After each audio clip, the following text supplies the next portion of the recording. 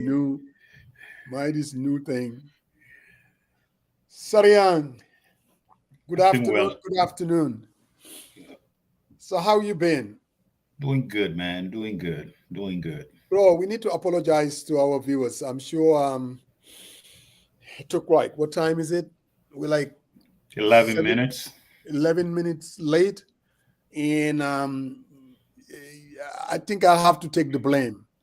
I have this new laptop, and Fana and tech sometimes it doesn't go very well. And with this new laptop, I was having a hard time logging on to StreamYard and even sending the invitees. I want to kind of tell Pasamba to send the link to FlexDan as well. I've sent one to Alieu Ceesay, so hopefully he'll be joining us soon. So sending them through, what's call it, I,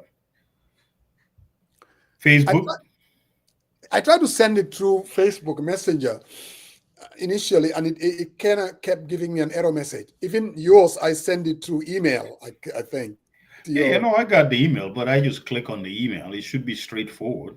Yeah, it I'm should just be. gonna.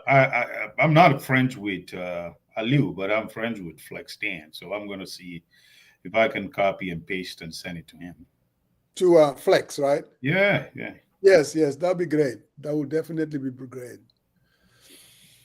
That's definitely great. Bro, Michael Kors, bro, you're definitely moving up. I'm like, What do you mean I'm moving?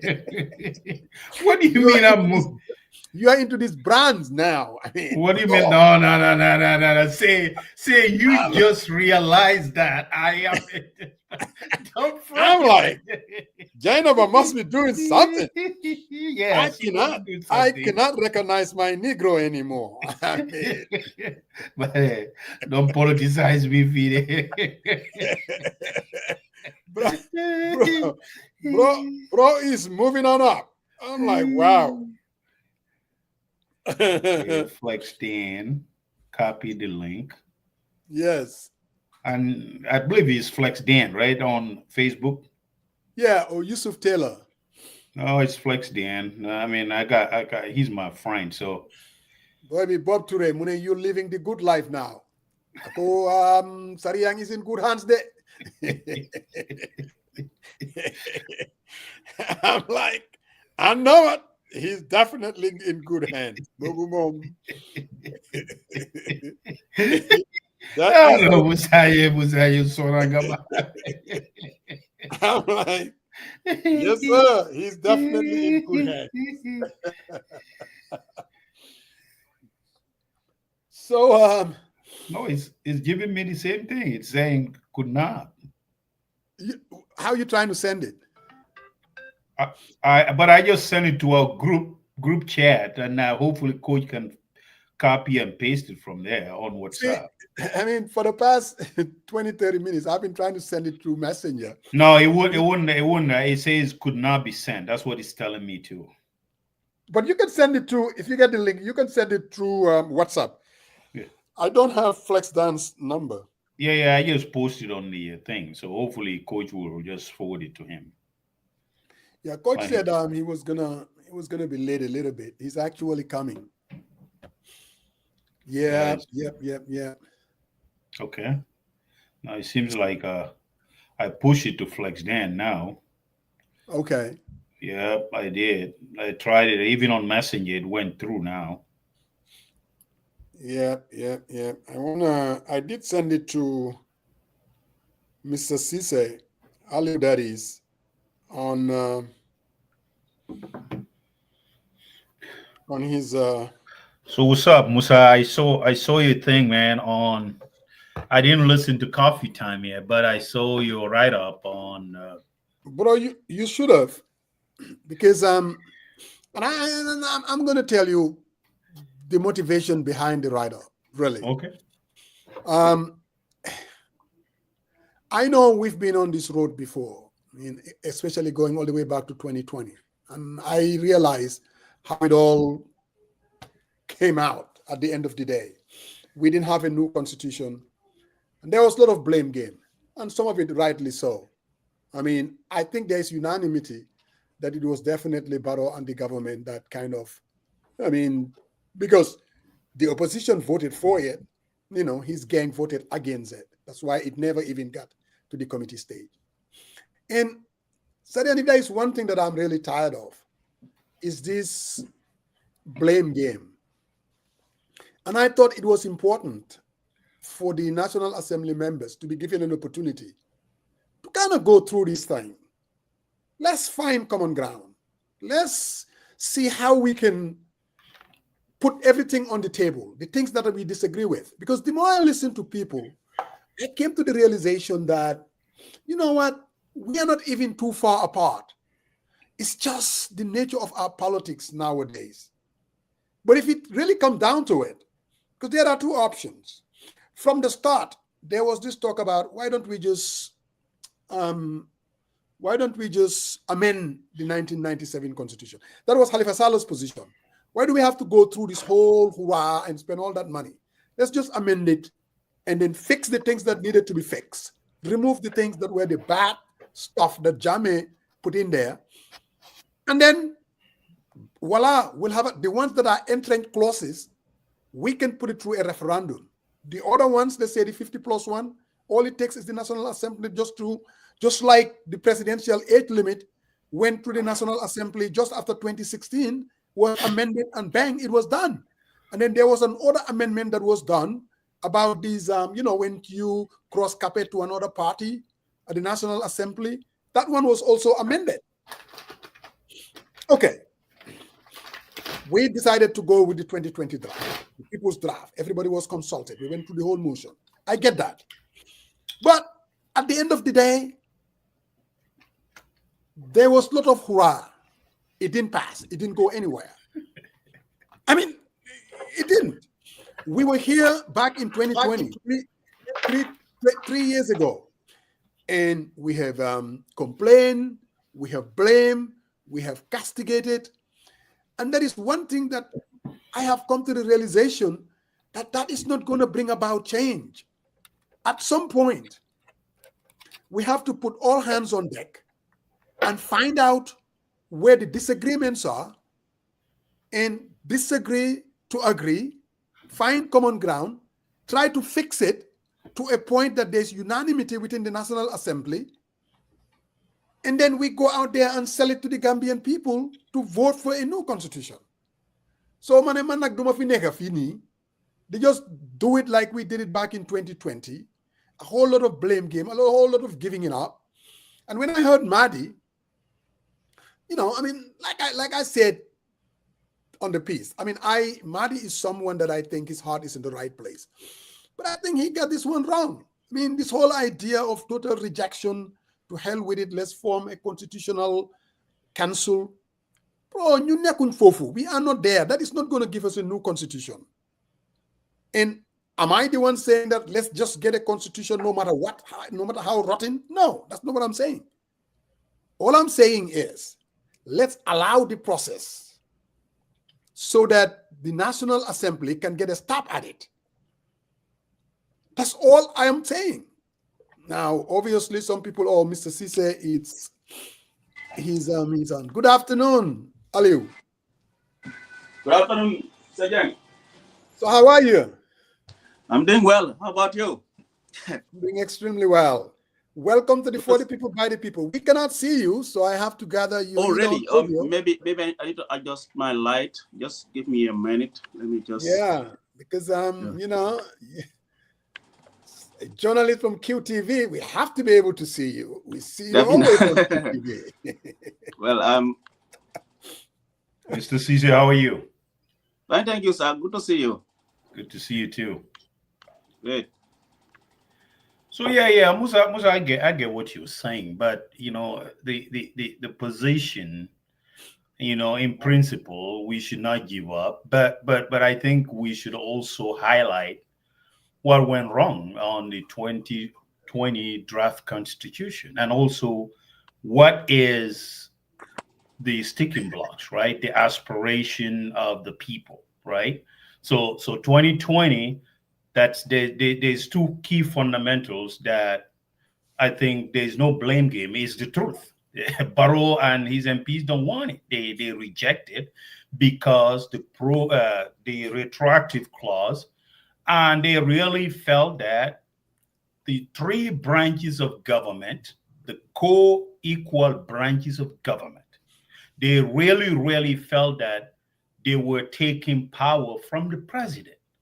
So here is the thing. I mean, yes, the 50+1 is all great, but what was the reason why you and I, Coach Pasamba Joe, everyone stood up and fought the dictatorship? Because the truth of the matter was everything that evolves around that country comes from the president. The president is the sole person who makes decisions, make directives, and the government abide by it. And our people felt that we need to move away and shift away from that thinking based on our democratic gains December 1st, 2016, meaning co-equal branch of the government.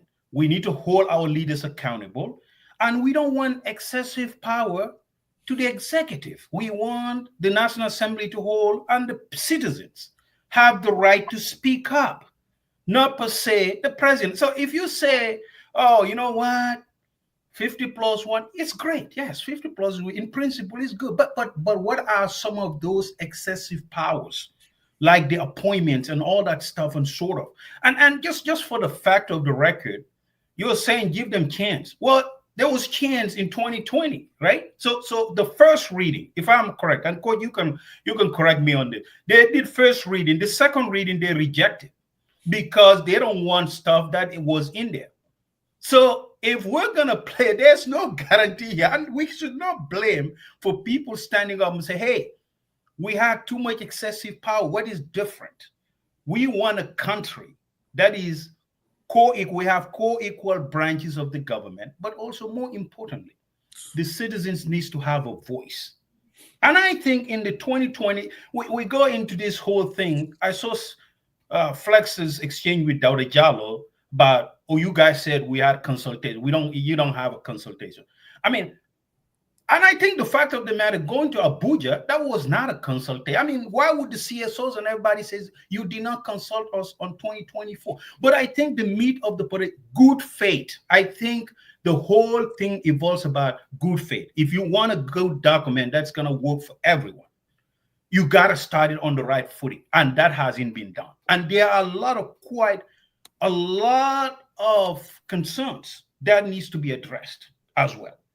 So I think there's no blame game here, but we need to have a constructive conversation and see where we get with this without each person standing in a defensive position and just throwing jabs at one another, saying blame game. There's no blame games here. Let's speak about it. This was an aspiration of Gambian people. We're not there. It failed, but why did it fail? So someone goes with his cabinet, sat down and start drafting something and says, you guys need to do, then we need to negotiate, force us to negotiate. Negotiation needs to be good faith. And I think that's what my take is on this whole issue.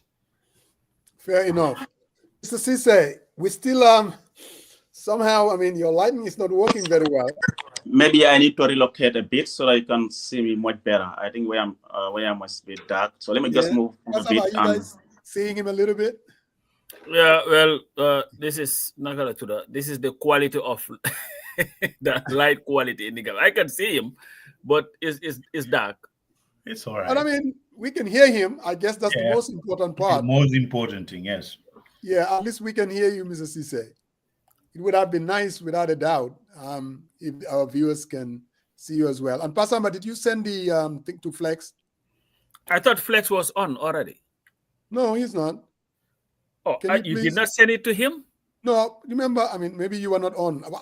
We're having problem. Well, Sarian, did you end up sending it to him?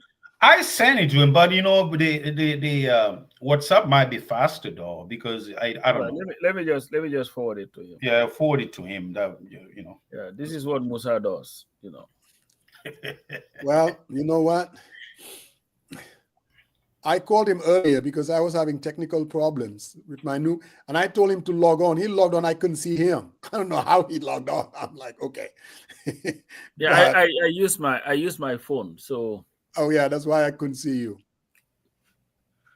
Yeah. So, Mr. Ceesay, thank you for joining us. Can you hear me? You're on mute, maybe. Yeah, he's on mute. You're on mute, Mr. Ceesay. But anyway, Pasaba, can you chime in? I started obviously talking. I mean, and I'm sure you saw my write-up, and then you heard me on Coffee Time. We've talked about it behind the scenes. You gave me your stuff, and maybe the people need to hear you. As usual, you can tell them, I mean, what you've been telling me, irritating the hell out of me. But you can share Musa, I listened to you, and you made a very lucid argument. Like if you watch My Cousin Vinny, when the lawyer made that argument, nice. and then the judge that was a very coherent and lucid argument, but overruled. I sympathize with your position, Musa. And I know you. You are apart from banker, I think you are the most optimistic person. You're always trying to find a solution to a problem. There was something that you used, though, that let's say, the great Alaji Barrow, you know what he was doing? They were poisoning the well. Yeah. And I want to say that well was poisoned way before Alaji Barrow had anything to say about the constitution. Musa, we all want a constitution. But we want a constitution that is fit for purpose. A constitution that is not geared towards satisfying the aspirations of an individual or certain individuals, but one that is all-encompassing. There was an argument that you made about the United States, that when they wrote their constitution, it took them a long time, did not come into operation until 1789, that blacks could not vote. Oh, yes. Women now, Ali, we can see you.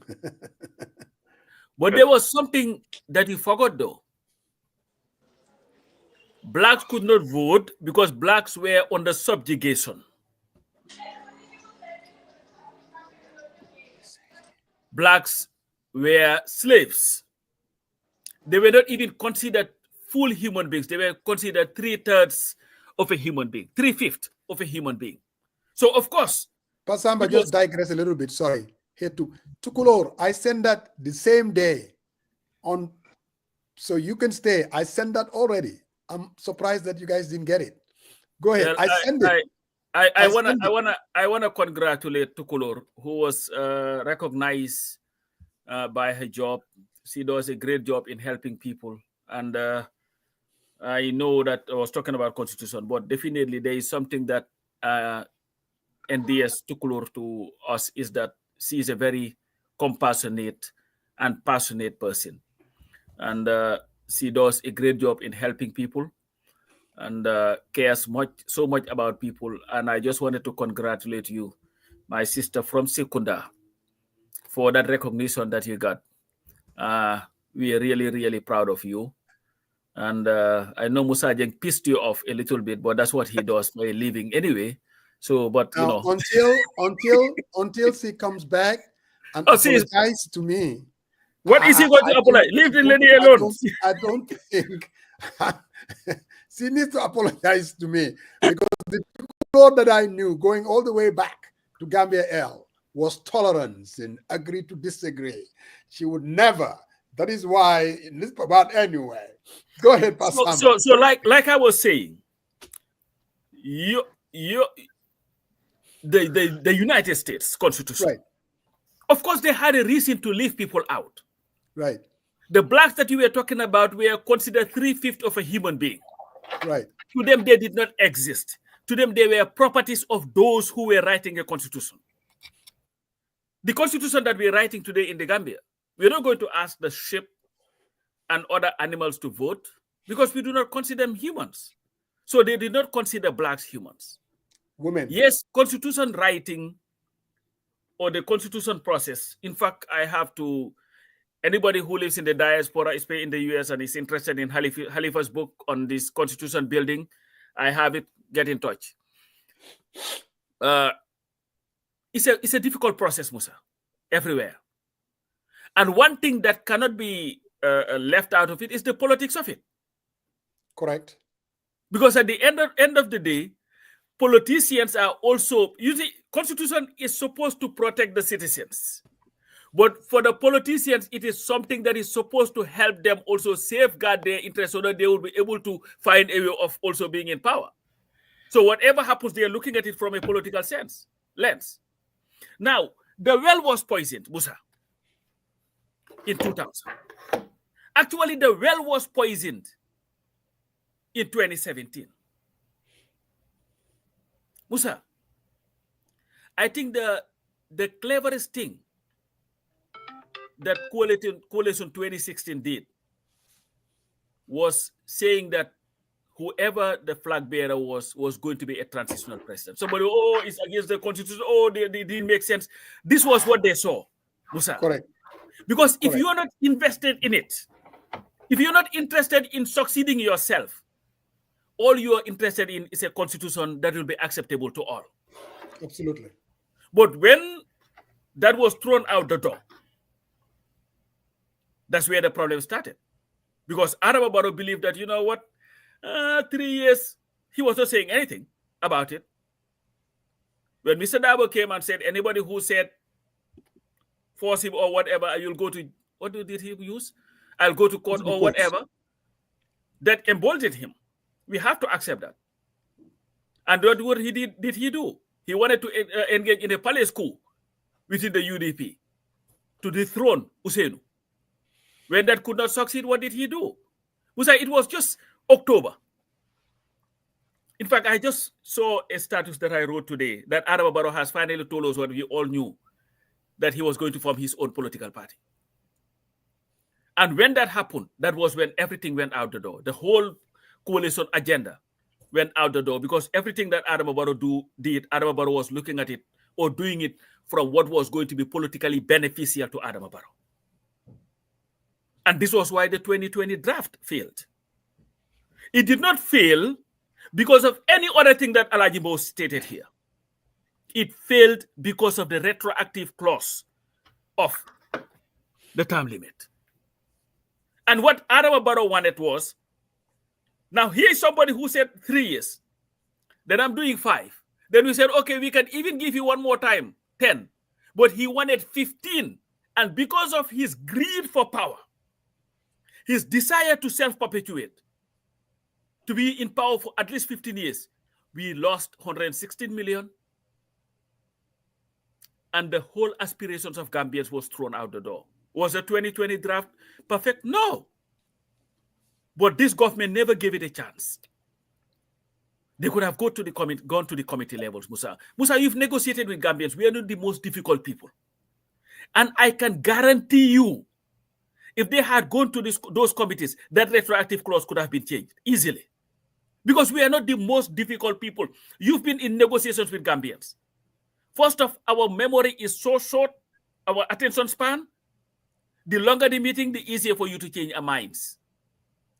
They get tired. They get distracted. They start talking about things that do not make sense. But the whole process was torpedoed by Adama Barrow and his people. And you know this, I know this. We're just pretty much regurgitating the same thing over, Musa. I was on the phone with you and Bankamane and Ahmad Ba the day before the vote. And we know what he was saying. The Alhaji boss of this world, I contacted, spoke to them and told them to give this thing a chance. Take it to the committee levels. Let's try to do what was necessary. They refused. And then what happened, Musa? When it failed, they said, okay, Halifa tried to find other ways to bring back the draft. It wouldn't go. Then they said, you know what? Now we are going to have international idea, some Nigerian outfit. And good luck, Jonathan. And Ibn Chambers, who's been pushing for this thing, to come and negotiate. They said, let's go to Abuja. They went to Abuja. They had a meeting. What came out of that meeting, Musa? As soon as they landed at the airport, well, we all agreed on everything. It was the UDP that's the problem. That's what they said. Do you remember that? The Dr. Ceesay, because the Dr. Ceesay was trying to worm his way into this whole thing. Yeah. Yes. No. You ask me for my opinion. You have I know we have 3 hours. Aliu can come and I can continue. No, I know we have 3 hours.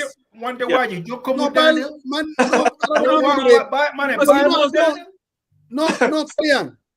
Listen, We have Aliu 3 is hours. fine. We're going to talk about, Pasamba will have another bit to push his one points. day. I just want him to kind of... I'm very close, Musa. I'm very Bye, close. Yeah, I just... You know, Bail Mama Daniel, like Banka will say.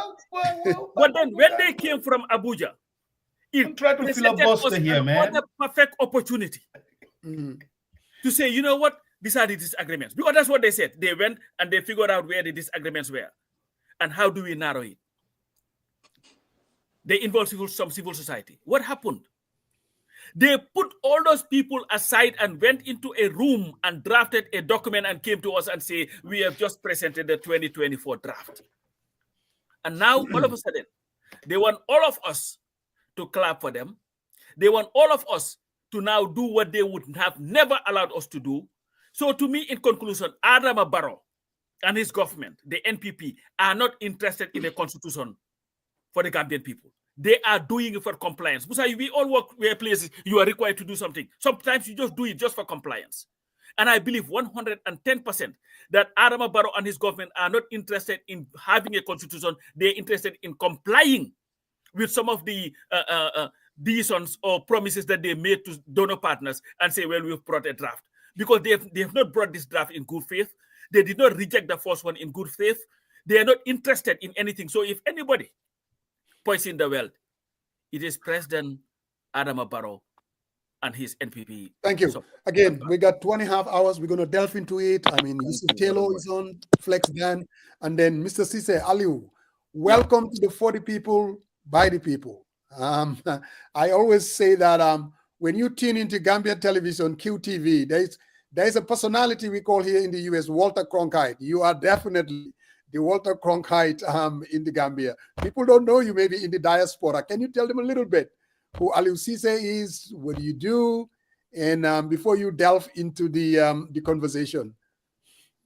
Thank you very much, Musa. It's good to see Coach again. I mean, it's always a pleasure, seeing him. And Sarah, pleasure to be on this program. I mean, I've been a keen follower, actually. I've been following most of your discussions and quite interesting and insightful as far as, the current state of affairs in the country is concerned. Like you said, my name is Alieu Ceesay, a journalist. I work with QTV as a senior reporter and presenter, but actually started my journalism career in 2008 with the defunct Daily Observer newspaper, where I rose from a freelance reporter to becoming a senior reporter. So in 2017, 2018, I joined QTV, and that's me basically. Yes. So Alieu, I'm not sure. I mean, I gave the way I'm looking at things, and I'm going to delve into it and counter everything that Pasamba said. And with all his rehearsing what we've done, going all the way back to 2020. And I'm thinking we're at a different place. And I'm hoping that the conversation is going to be different. But Alieu, what's your take on the state of affairs, especially the constitution where it's at now? What's your take on it? Well, when you look at the draft constitution, also that's the redrafted constitution, one will say we are very close to having a new constitution, yet very far looking at, the processes involved in this whole process. You remember, in 2016, the Barrow administration actually promised to bring in a new constitution because many argued at the time that the constitution wasn't fit for purpose. Even though it wasn't as bad as many would try to portray the constitution. There are good laws in the 1997 constitution, just that it wasn't respected by the then government. And when the Barrow administration came in, many had, the expectation that a new constitution will be ushered in. And they created this CRC, even though some people will say there was no need to even create the CRC in the first place. You could have just looked at the, the entrance clauses and some of the bad laws and just do some amendments here and there without spending that huge amount of money into a whole new draft constitution.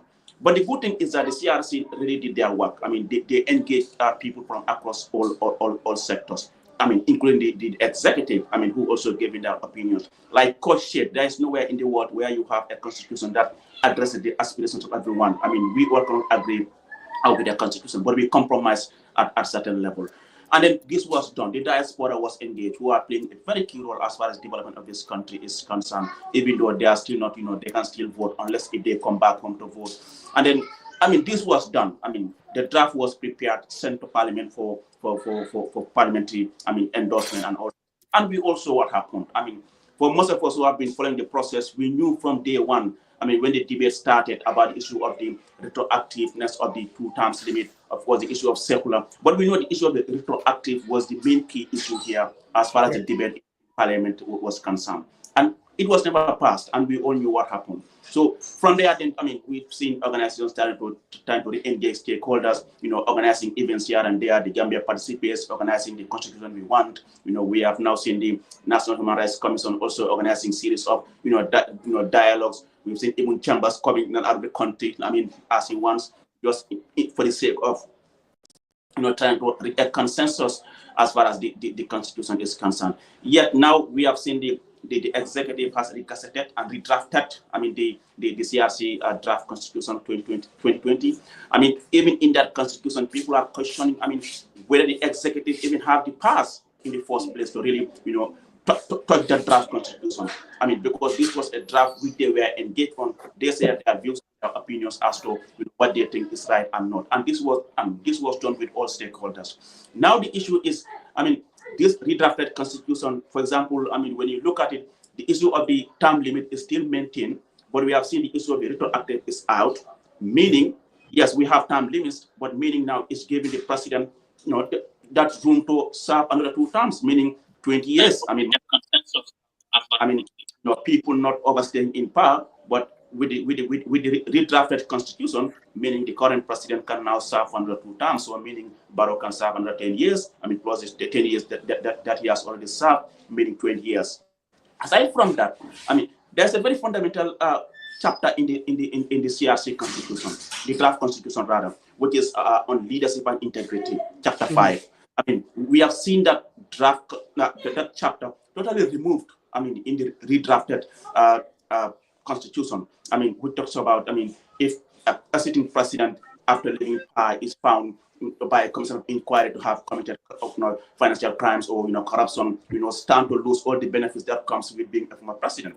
This is totally removed in the redrafted constitution. I have spoken to a senior lawyer, Lami Dabo, who tend to agree that that chapter is not a constitutional provision. It's more about morality, and he doesn't think it fits in the redrafted constitution. But the bottom line is, we still have a long way to go. I mean, we have seen the opposition on the other side is saying, I mean, if they tamper or if they omit any part of that CRC 2020 constitution, they are not going to vote for it. And in this case, the government or the NPP and its allies, they need 3/4 majority in Parliament to have this, I mean, the redrafted constitution passed in Parliament. And now, I mean, meaning that the United Democratic Party, which has a quite good number of MPs in Parliament, if that was stand by the statement made by their party leader Bawuseni Dabo, meaning they are not going to vote for this draft constitution. We don't know the stand of the independent APRC, independent Northern Alliance, independent MPs in Parliament, what their stance are. But as it stands for me, Mr. Jeng, I mean, the chances are very slim that this draft constitution will be passed in Parliament. We need to understand that, in fact, this redrafted constitution will have been led in Parliament this session. But I understand it's not part of the agenda. I mean, for this budget session that the Parliament is currently having. So, meaning that this redrafted constitution will be led in Parliament hopefully next year. And I think the Gambia is also trying to, do a good PR. They are trying to portray also that they are committed to having a new constitution. You remember in one of the ECOWAS summit in Abuja, in their final communique, the issue of Gambia, having a new constitution was highlighted. I think it was the second point in their final communique. So that's so that even ECOWAS recognized the importance of Gambia having a new constitution that will usher in the Third Republic. So for many, I mean, all these dialogues that organizations are organizing, they will have this organized maybe a constitutional review committee. that will look at the controversial issues in the 2020 draft and see how best, they can sort it out. But as we speak, the issue of dialogue is not seen. I've interviewed, the leader of the United Democratic Party, and they are talking about the fact that they were not engaged. And we need to understand, a constitution is about the people. A constitution is not about just those in power. It's a national document that will serve that will serve posterity. So whatever is being done, there should be proper engagement. All stakeholders must be engaged, and this includes political party leaders. But as we speak, we can say the chances are very minimal that this redrafted constitution will be passed in Parliament. Aside from that, Parliament might pass it, for referendum. But again, we need to understand 50% of the population must vote in this referendum, and the 75% must vote yes. So how so are we that, even after Parliament passing it for referendum, Gambians will still accept this document, knowing the fact that, key issues, like I said, Chapter 5 are all removed. So, for many, the Constitution is more like embodying those in power, and then, some of these chapters like the leadership and integrity are key in ensuring that, we promote good governance. We help fight corruption, among other vices that are affecting most governments in Africa. Thank you very much. Thank you very much, Alieu. Clearly listening to you, it looks like dead on arrival as far as the 2024 redrafted, you call it, redrafted 2020. So we are back again where we were back in 2020. Are we able to do something differently? Yusuf Taylor, Flex, it's been a while. Flex, can you hear me? I think Flex is frozen. The way that is like, oh, Flex, can you hear us? You're muted. You're muted.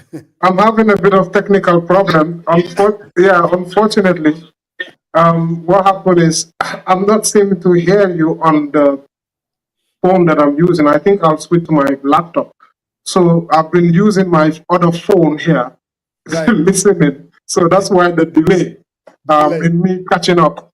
And if you speak now, I'm not hearing you. So I think I might just go and pick my laptop and use that instead so that I can join. But I can give a comment and a welcome note at least, please, before I rush and go and do that. So thank you once again for inviting me on this platform. It's a pleasure to be with you, my big brother, Coach. Coach Alieu Ceesay, Musa Jeng, and Mr. Marong, my boxing partner on Facebook. And of course, Alieu, we're always meeting up, doing what we do here on the ground. So, but with regards to the Constitution, I think it is dead on arrival. Let's just call a spade a spade. Just yesterday, I broke the news about the Constitution. And I'll give a little bit of clarification to my brother, what he said. What happened is the Constitution was supposed to have been read on the 27th of November for the first reading, but it obviously has not happened. And then it should have had its second all-important reading, which normally takes about 2 days for the parliamentarians to debate. The Speaker in the last time allowed 2 dates for the parliamentarians to debate. And that was supposed to happen around the 21st. Now, when we saw it didn't happen, I and Alieu, we are in the parliamentary group. And Alieu will know, I started making noise and commotion in that parliamentary group. Alieu, if Alieu can remember, I started making noise. I started making complaints in there, saying what is going on in your order paper. This was on the 26th, the evening of 26th for the following day. We see the order paper, and the order paper does not have Constitution there for 27. Then I do monitoring. It's not just about reporting, but we monitor. So I started blowing the whistle that, hey, guys, something is not going on right here. This Constitution is not coming on the 27th as planned. And that's just a formality. Normally, the first reading, the minister would just come and he would just read the title, the short title or long title, whatever. It's a 5-minute issue. He just comes and reads it. So there is no reason why he couldn't have done it after the agenda had been released in the public and my likes, we were publishing about it. Hey, draft constitution is coming, first reading on the 27th of November. In December, we will see the second reading. So, but it went on. When we started, I started making noise, being a nuisance like I usually am, about this whole thing. And then eventually, just yesterday, so since then, we realized the thing has gone cold. I started making inquiries. I got information that the minister was not in town. The Minister of Justice was not in town. And I felt that it shows the lack of seriousness of this government, because even if the minister is not in town, he could have delegated another minister to just come and do the first reading.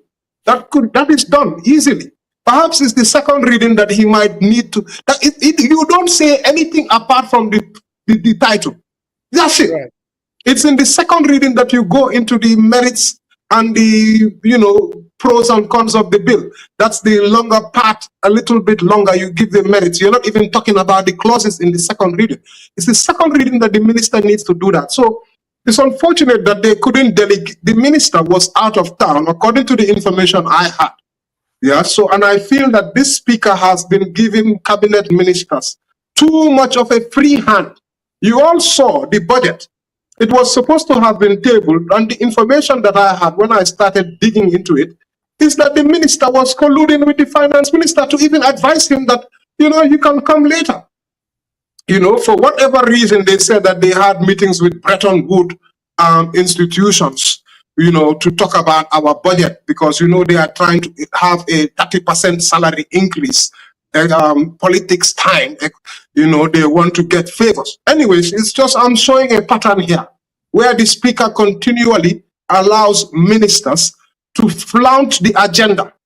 After the agenda of parliament has been fixed, you allow ministers to just whatever. So the minister didn't come of justice, he didn't come. And then I believe the speaker is the one who is allowing him, because he didn't come out to give a reason why the minister has not come and done the first reading for such an important bill.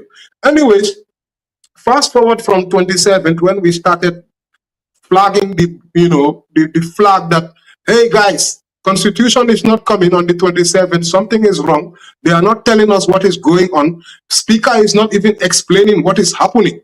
But I'm doing my digging, and I'm finding out that Minister of Justice is not in town. And I'm also disappointed that he did not delegate another cabinet minister to just come and do the first reading. Anyways, we finally, just yesterday, I received the information that the revised agenda, in fact, the reason why the revised agenda came up, I've been making noise. Alieu will tell you, I've been making a lot of noise on the background without necessarily coming out to make noise, but in the places where I need to make noise. And then I speak to the National Assembly members. I told these members, look, guys, honorable members, are you aware this constitution is not here? And what is happening? Your speaker is not explaining what is happening. Is there a revised agenda? I've been knocking around for a revised agenda, knocking around, speaking to people in MOJ to find out, do they have a revised agenda for cabinet? So eventually, my knocking around and noise making reaped some rewards. Yesterday, after engaging a parliamentarian, they went, and I don't need to reveal my sources, being an investigative journalist, guys. But after making noise in the morning with the parliamentarian, in the afternoon, they got the revised agenda. That is, yesterday, the same yesterday. They got the revised agenda, and as soon as they sent it to me, because they went to the clerk table office, made noise there, got the revised agenda, and then sent it to me. And I saw the revised agenda, and that's when I realized that the second reading, all important second reading, which I said that they usually, in the last time, they will have 2 days to debate, and then they must decide, will it pass to a committee or not? So then I realized that they have knocked that one out of the cabinet, out of the agenda. The first reading will now take place on the 23rd of December. It was supposed to take place on the 27th of November.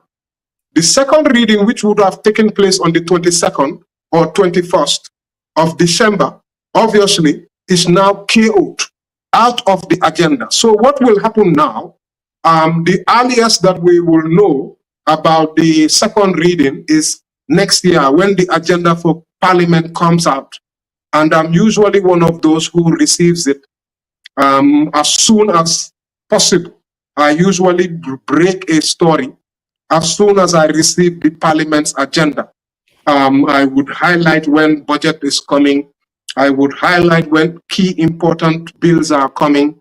For example, the Saudi Arabia agreement, etc. I broke that too. So, I mean, this is the situation. This is the situation. It's been knocked out. The second reading is knocked out. And it goes to show lack of seriousness that the government, the executive, has on this 2024 draft constitution. Maybe we should now start calling it 2025 draft constitution. But I think I might just now allow my colleagues to come in while I just rush and go and get my laptop so that I can also listen to you guys and then we can have an interactive discussion. So I'm sorry for the technical challenge, but let me just rush and bring my laptop and use that. Perhaps it should be better so that I can hear what you guys have to say and any further questions and take it on from there. Absolutely. Thank you. Thank you, Flex. Thank you, Flex.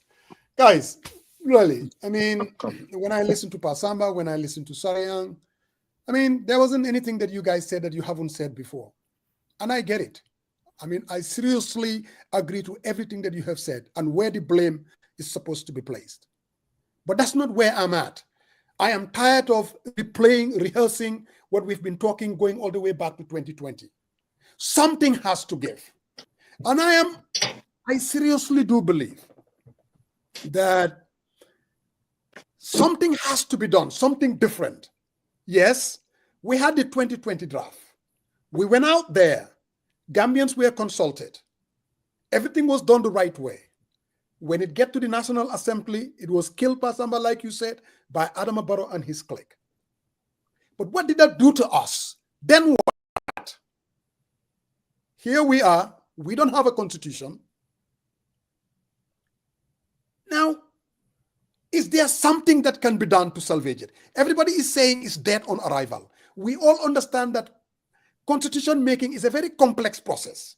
Every citizen has a say in it. Lidu yefi benenit. I get that. This is not about Adama Barrow. It is not about Pasamba. It is not about Musa Jeng. It's about 2.5 million Gambians that we all have to listen to. And that's a very complex and difficult situation. So, man, what I'm saying, we are where we are. We are looking at a 2024 draft that was changed. I get that.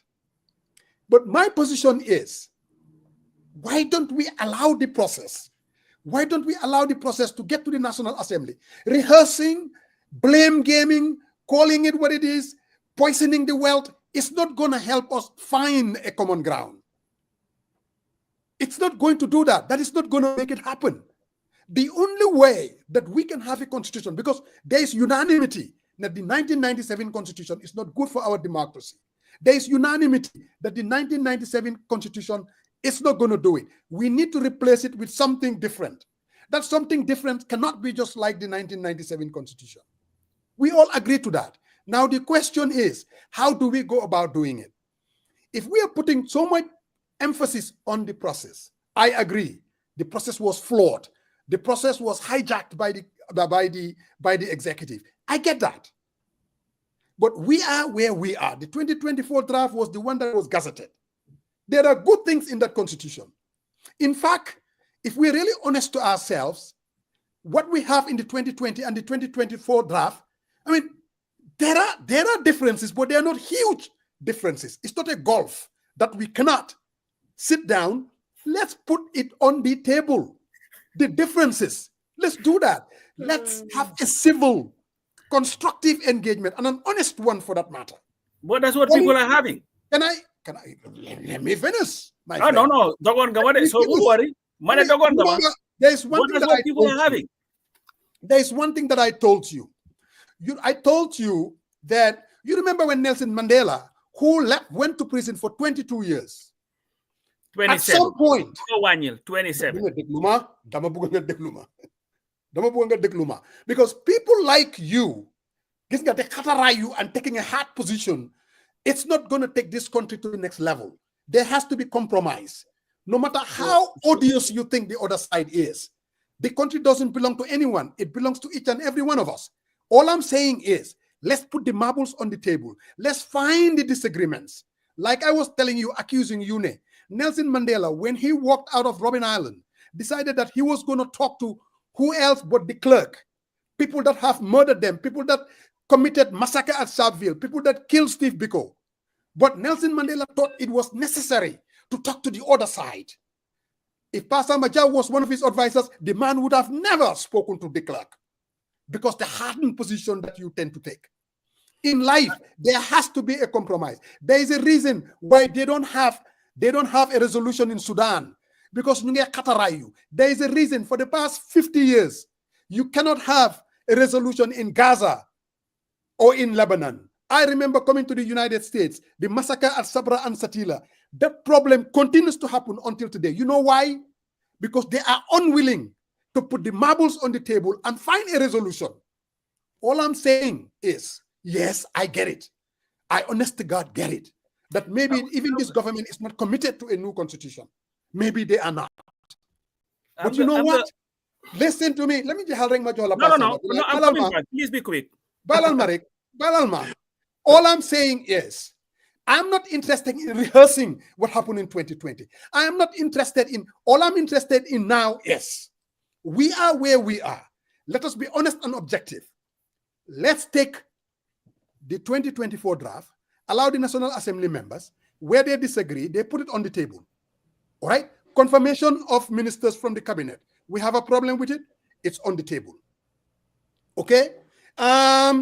Appointment of the IG by the president, going through a consultation with the National Assembly, but it's going through a judicial commission. Let's put it on the table. Appointment of Independent Electoral Commission, instead of going to the National Assembly, let it back to judicial commission. Let's put it on the table. If honest, reasonable people can put those differences on the table and say, okay, how do we find common ground? Let's agree to disagree. Let's forget about who to blame or what the motivation of, because bunyan finahante. Politicians, they all have their motivations. That's the political process. So let's put it, hold on, let's put it on the table. Let's agree to disagree as Gambians. Understand? Man, I think if that is the approach, we may find, because there is no way you can have a constitution with the United Democratic Party not voting for it. There is no way you can have a constitution without Alhaji Ousainou Darboe endorsing it with his team, going out there and campaigning for it. It's not possible. There is no way you can have a constitution without Adama Barrow and his NPP going out there and campaigning. It's not possible. So that is why we need to sit as citizens, find common ground, no matter how much we question each other's motivation, for the sake of the country. Something has to give, my friend. Okay, Musa, are you done? If we do not, my question to the past members of this world, because I heard what Madi Jobate said, it's like, I don't care even if we sit here for the next 100 years without a constitution. Monday man as a citizen, I'm not interested in that thinking. But that's your right. If we decided, dead on arrival, to hell with it, my question is, then what? Then what? That's where I have a problem with. Then what? Who wins? When the 2020 draft failed, what happened? We're back to square one. I don't want to go to 2026 elections, presidential election under the 1997 constitution, because I know it's not good for our democracy. I know it's not good for system change. So, Manila, negotiate. Are you done? No, but Musa, are you done now? We're tired of the rambling. My moderate.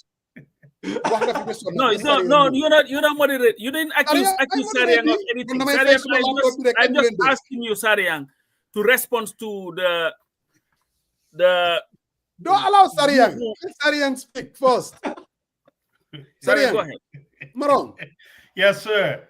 go ahead, soldier. So I heard you, Musa. You are very passionate about this, and I hear, as I listen to you, you say, "What I want, we the people." Let's not forget about this. Democracy centers the we, not I. And I think if we speak of, I listen to Flesh Dan, I listen to Alieu very attentively. These are folks on the ground, and they had a daily interaction and knows exactly what's going on.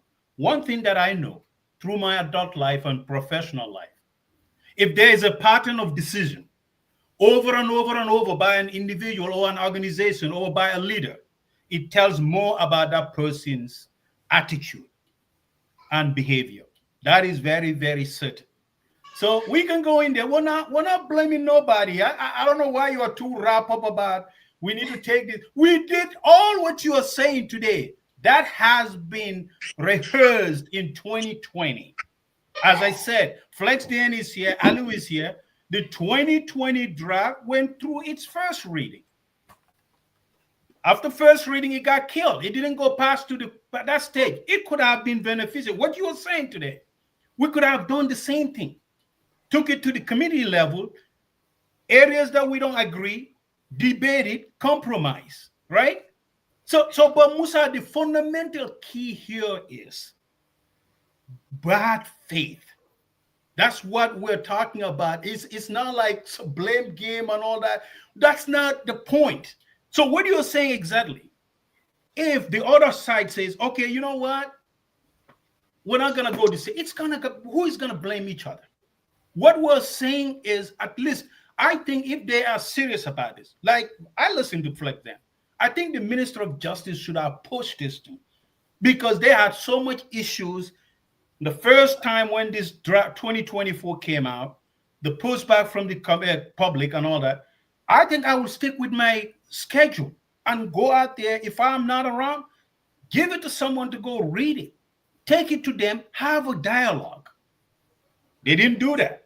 Now they push it out. Now you're sitting here making a case. It sounds like you're like a spokesperson for the Minister of Justice or the government. And I mean, Dauda Jallow should be doing this instead of you. And he's not doing that. I've seen his engagement with Flex Dan at a meeting. I don't know what he was calling him out about, the Abuja consultation and stuff. They had a back and forth on that one too. But what we were saying is, Musa, we all care. We all want, a new constitution. But what is important here is good faith. Are they really serious in ensuring that what Gambians aspire? You and I both sit out here. The reason we had Jammeh for 22 years, because we had a 1997 constitution. There was no term limits in there. Obviously, it would be nice to have a term limit, but we just cannot continue to follow someone who doesn't even want to play by the rules in the first place. That's just the problem right there. You have to identify the problem. But if you want to preach, I don't have a vote, you don't have a vote, you're probably going to pick up a phone and convince someone out there to say, hey, let's make this possible. Let's have a debate on those things. But the way you are sounding right now, you sound very defensive. And I don't think that's going to work with a lot of people. Because you have the right to a new constitution, but also other folks, other citizens have the right to question it and have an open and honest dialogue where we are and what gets us here today. We can rehearse all that, but let's look at things in a broader perspective. You cannot trim the people's right, their democratic rights, and one person called the shots. I don't think Gambians want that. They don't want a constitution whereby the president can give directives. The president can do this. The president, yes, we made gains, but still stuff is happening. Issues are happening every single day. Where they said it came from the top. Gambians don't want that. The executive want more excessive power. That's what this constitution is about. Let's debate it. Are they willing to compromise the other side? Who came up with the constitution? We don't know that. But I'm willing to listen. I'm willing to go into a committee stage and have a debate. But you have to be honest. Not compromise don't come with one side. The people who author this draft, are they willing to compromise? And saying that, hey, we've dropped the ball somewhere. Let's work together for the good order of the country, not putting the president's interests far and beyond than any Gambian in the entire country. I think that's what this conversation should be about. And that's what I got until the next round. Okay, Pat Samba, you can come in, but I just want to clarify. I am not speaking for the president or holding brief for them. I am speaking for a citizen who wants to find a common ground. So that we can have a new constitution. Go ahead, Pat Samba. You know what is dangerous and unfortunate is when my friend here, Musa Jeng, wants to shift the blame on this whole mess on citizens who have an opinion. When we have a process going on, whether it is constitution building or not, every citizen would have an opinion. What Flexland just said here shows you how serious Adama Barrow is in getting us a constitution. Because if you cannot do the most basic thing of tabling a bill for a first reading, that you do not even need to go to anything but just read the bill in the first instance, that is a clear indication of why we are in the mess that we are in today. My name is Pastor Joe. I'm a citizen of the Gambia. Any issue that comes in, I will speak my mind as I see fit. I'm not interested in compromise for its sake.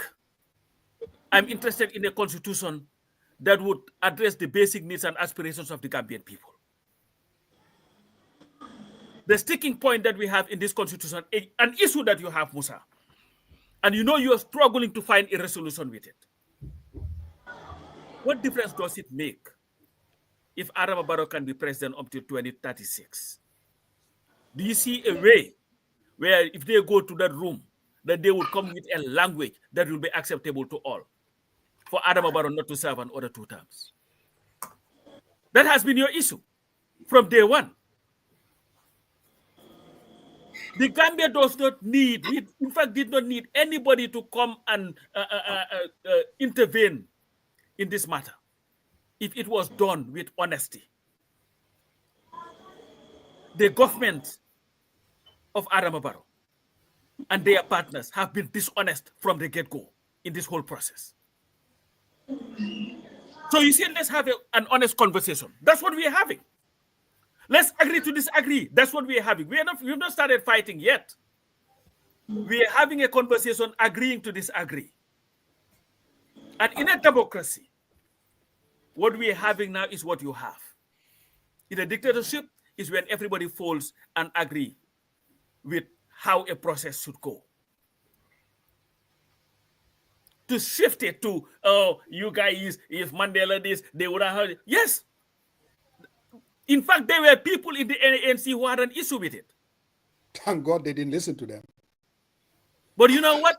If we listen to you today, we'll be having a constitution that caters to the needs of Adama Barrow and not one that addresses the needs of the Gambian people. Totally disagree. Because what you are interested in, Musa Jeng, is let's just pass this. If we have to do the changes, we'll do it. Because I know if they were to go in a room today in Parliament and come out intact and say, you know what, we've agreed to the 2024 draft, you'll be clapping for them. Because you'll see it as progress. If the issue only is term limits and 50+1, Section 63 of the Constitution, let's go and have a referendum on that. That will be the easiest referendum to pass. I agree. Actually, 63 was first amended in 2001 and further amended in 2006. That was when they took the 50+1. The term would have to go to a referendum. We can do that. If that's not where we are, though. That's not where we are. The biggest issue that most of us had with the 1997 Constitution was the, what did they call it? The soldiers' constitution, the military constitution. But when they went to the Supreme Court, Yankuba Toure versus the Attorney General, and they ruled that indemnity clause does not protect one who had violated fundamental human rights. In fact, it made that whole provision null and void. What I am advocating for, and nothing is going to change that, whether I'm called crazy, hardcore, or whatever, is that we must not have a constitution that caters to what Adama Barrow wants. That's a very subjective. We did that with 1997. 2.5 million people have a say on it, not what Pasamba thinks. But you see, this way you contradict yourself. Musa Jeng can say what Musa Jeng says, but Pasamba should not say what Pasamba says. Can you see the contradiction? It sounds like censorship to me, man. It is. But yes. You have your say. You have written on your Facebook. You are your people sensitivity about how. What you believe should happen. On the other hand,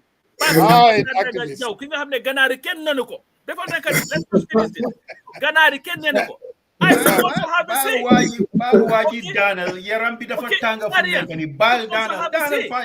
Adama Barrow citizen should have a say. Yes. Alieu Ceesay should have a say. That is why. Yes, should have a say. Madi Jobadi should have a say. But the problem that you have, Musa, listen. We listen Musa to you. Baldi filibuster. Leave, don't filibuster. We listen to you. We could have easily said Musa is being naive. The height of naivety. No, we could have said that. But here you go, accusing people of everything in the book, poisoning the well. The well that was already poisoned by Adama Barrow and his people. But you will not call that. No. Now, I have to interject. What I said was, now context matters. What I said was, listening to Alhaji Barrow, somebody that I know is genuine. I know the tactics that he's playing. When he kept calling it, characterizing it as an NPP APRC, he's poisoning the well. That characterization, because everybody knows APRC. You throw, isn't that it? No, it's not. It is not. It is not. It is not. What's the coalition? What's Adama Barrow's coalition? We gotta go to Mr. Ceesay and listen to No. Not lair. No. We have to have structure. We have to have structure. We have to have structure. Don't do that. Please don't start. Daniel. No. You're the one interjecting. Coach, ask him, what is it? What is it? Let him finish. Is the Barrow NPP APRC this thing? That's why we have the APRC guy as the speaker, the APRC guy as the deputy speaker. That's who are running the government. So to call it that is what it is. This well was poisoned by Adama Barrow and his government. This is why when the Minister of Justice went before Parliament in 2020, he gave the most lackluster defense of a bill that he was supposed to defend. They were never interested in a constitution that the Gambian wants. What they are interested in is a constitution that continues to serve Adama Barrow's interests so that he will continue to self-perpetuate. And I encourage any Gambian, anybody who has something to say it. Because maybe at least with those voices, it would help for the National Assembly to sit and realize that we are not going to take it. We did it with the 1997 Constitution because they say, oh, you know what, decrees were better. Now we have the 1997 Constitution. We've been in it for the past, how many, it has not killed anybody other than Jammeh killing outside of it. To me, if it takes Mahdi's poison, I will take it. But I'm not going to do something that will be beneficial to Adama Barrow. No way. Father, one thing I must say. No, Sariang. No, one thing I must say. Young filibuster. Now, how about them nani? Okay, Balman Nando, tell me. My word is okay. I'm gonna. Mr. Ceesay, I know you've heard what I said. You've heard what Pasamba said, and everybody else. And like I said, when you have a country of 2.5 million, we are trying to create a law that all of us can at least take ownership of it. It's not an easy task. There can be accusations and counter accusations. All I'm vouching for, let's talk. What say you? Can you just allow Alieu to talk? Alieu, go ahead. I've heard from all of you, regarding what next. We are now at this point where we don't know where we're heading. My point here is, like we all said, building a constitution, requires engagement, to be honest with you. And in as much as, we don't have that trust. And I think right now that's what we need. We need to build that trust. for someone who is doubting, okay, the Barrow and his people, what is the fear? I mean, why do they don't agree with certain clauses in the 2020 draft constitution? These are things that they should justify. And this can only happen when they have 100%, when they build that trust. For me, I don't just believe in meeting in a hotel, eat and drink and just laugh and say, okay, we need a new constitution, we need to do this and that. Yes, that is fine. But for me, the people that really matters here, the political party leaders, I mean, they have a huge role to play in this process. At the end of the day, like you said, I mean, for example, if Barrows tells his NPP MPs in Parliament, okay, support this bill, and on the other side, Barrows is telling, okay, the UDP MPs, don't vote for this because this is not a progressive constitution. I mean, most of the things that we had anticipated, I mean, to the extent that we have to establish the CRC has been omitted from this draft constitution. There's no need to vote for it. Yes, I mean, one would say, okay, maybe it will be retroactive 2 times. It's not that much relevant. It's a democracy. If people are not satisfied with the way the government is, the country is being run, they can go to 2026 and say, "Barrow, it's enough. It's enough." That Gambia's is up to Gambia's to really decide it. But as we speak, we need a honest dialogue among political party leaders and of course key stakeholders. And even the diaspora, you also have a huge role to play. But in as much as, we are having just an animosity among these key stakeholders regarding, I mean, who is hiding what, who is interested in what, then there's going to be a problem, even if they bring back the draft constitution into Parliament. And like I said, and I still stand by that, the chances of this bill or this draft passing in Parliament is very slim.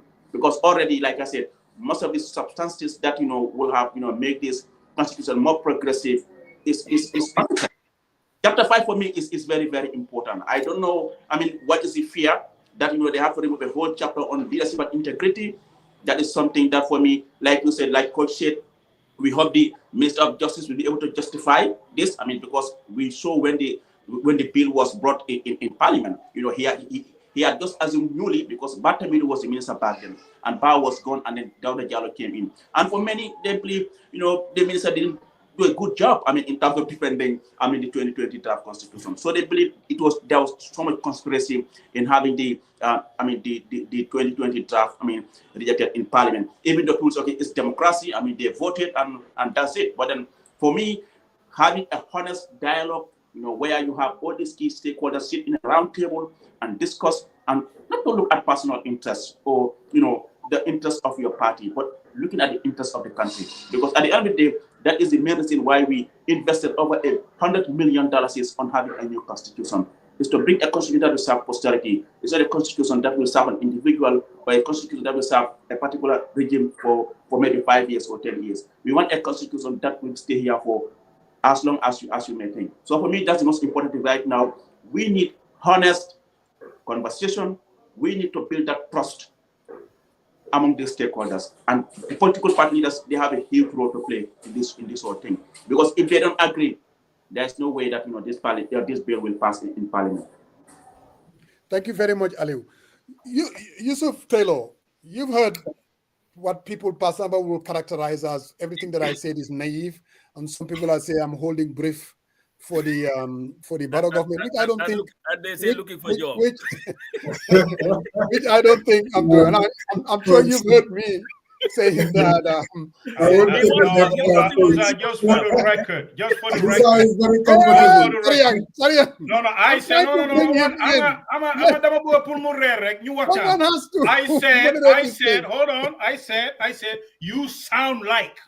No. Somebody wrote that, Syria. That's what I'm saying. Okay. No. I didn't say he wanted. No, coach. No. Somebody wrote that. Not you. No. Coach. Somebody wrote that. The person wrote that. The fact that he sounds like a sport. I said that, and I'm not going to back up that.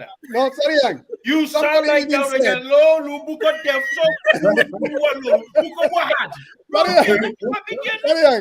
Someone even said, I'm basically looking for a job in the Barrow. I saw that one day. Okay. You sound like a spokesperson. It's okay.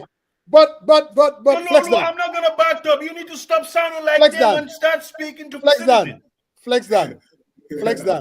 You are in the Gambia. I've heard what you said. You've indicated either it's lack of incompetence or these people are not interested in a brand new constitution. I get that.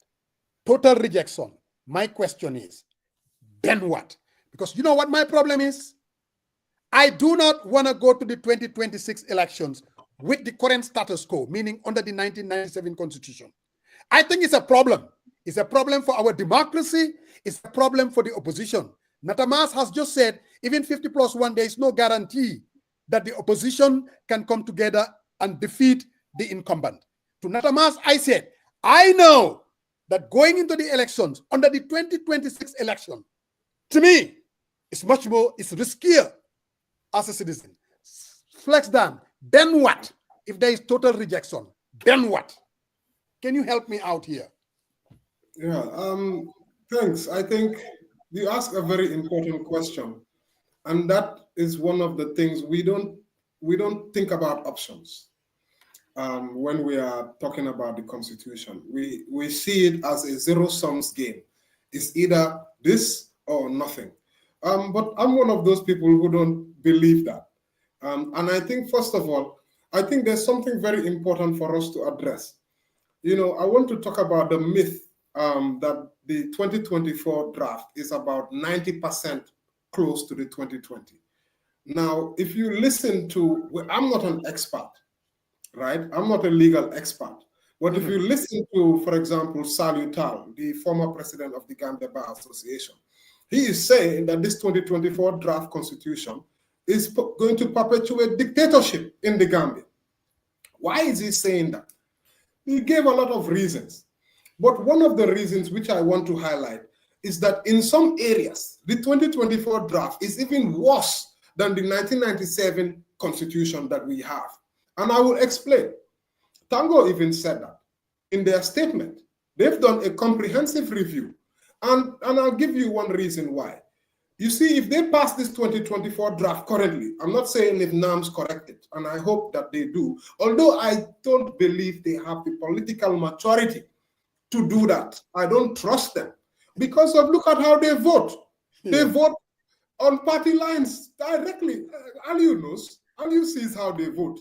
They vote, you can tell. And I was the one who came out with that, how they voted on the FGM issue. You could see the party lines were drawn. It dictates how they vote.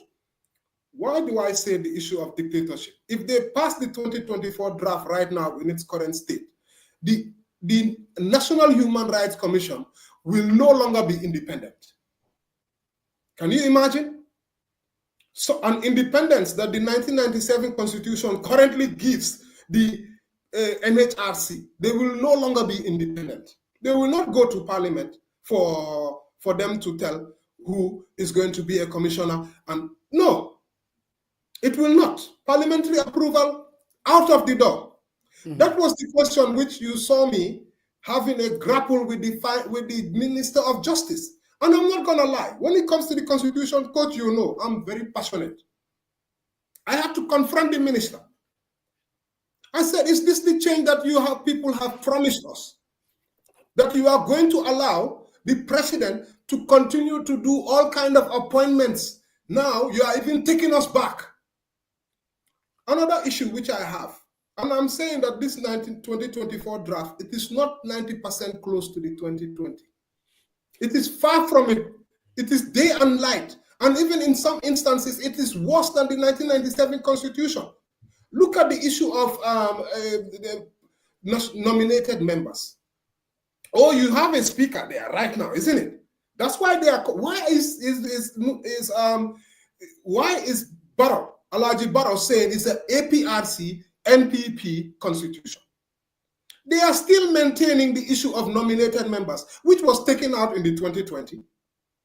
They want to have their nominated members. They don't care about you in the diaspora having a member. I stood in front of Parliament as a representative of the diaspora twice at committee level. I was invited, sat with political party leaders, and I spoke to them and gave them a rollicking. My video is there, you can watch it. That if they don't put the diaspora in there, it's them Parliament, they are the main failure. And guess what? There is no nominate diaspora representative. Our next door neighbors have 15. Yeah. 15 diaspora representatives. They cannot even give us one. So look, I still, even though I've been here since when I returned 2018, Delonguma, I'm still here. Why are you But thinking about Delo? Duma Delu de, Malfi. Kisa pa na langkar, kinta ka na jawar mi No, ang no, dog. yeah, I'm returned. You know what Delu they're It's not takana sede. So, but you see that they don't want to give anything. They don't want to give anything. They want to still maintain power inside parliament. What will that mean? Because of you have the likes of Sidi Njai there, you have the speaker there, and they are going to be the one who this thing is going to come to. So do you think that those people, the 5 nominated members and all those guys, they will want nominated members to be removed? Never. You think that they will want to give the diaspora a seat in there? No, they are saying they are not doing that. And for me, you ask what next? Yes. So we also, all of us, we need to have our, the line. There is a line. There is a level that we demand. Once you know better, you cannot go behind. The 2020 has shown us better. It has shown us what better looks like. And we want to go even further. I said in some areas it's even worse than the 1997, citing what will happen is there will be no independent commissions. There will be 0 independent commissions in this country if we pass this 2024 in the current state, which is a big disaster. Imagine having an anti-corruption commission that doesn't go to parliament and that they don't debate and they don't agree who is going to be an independent commissioner.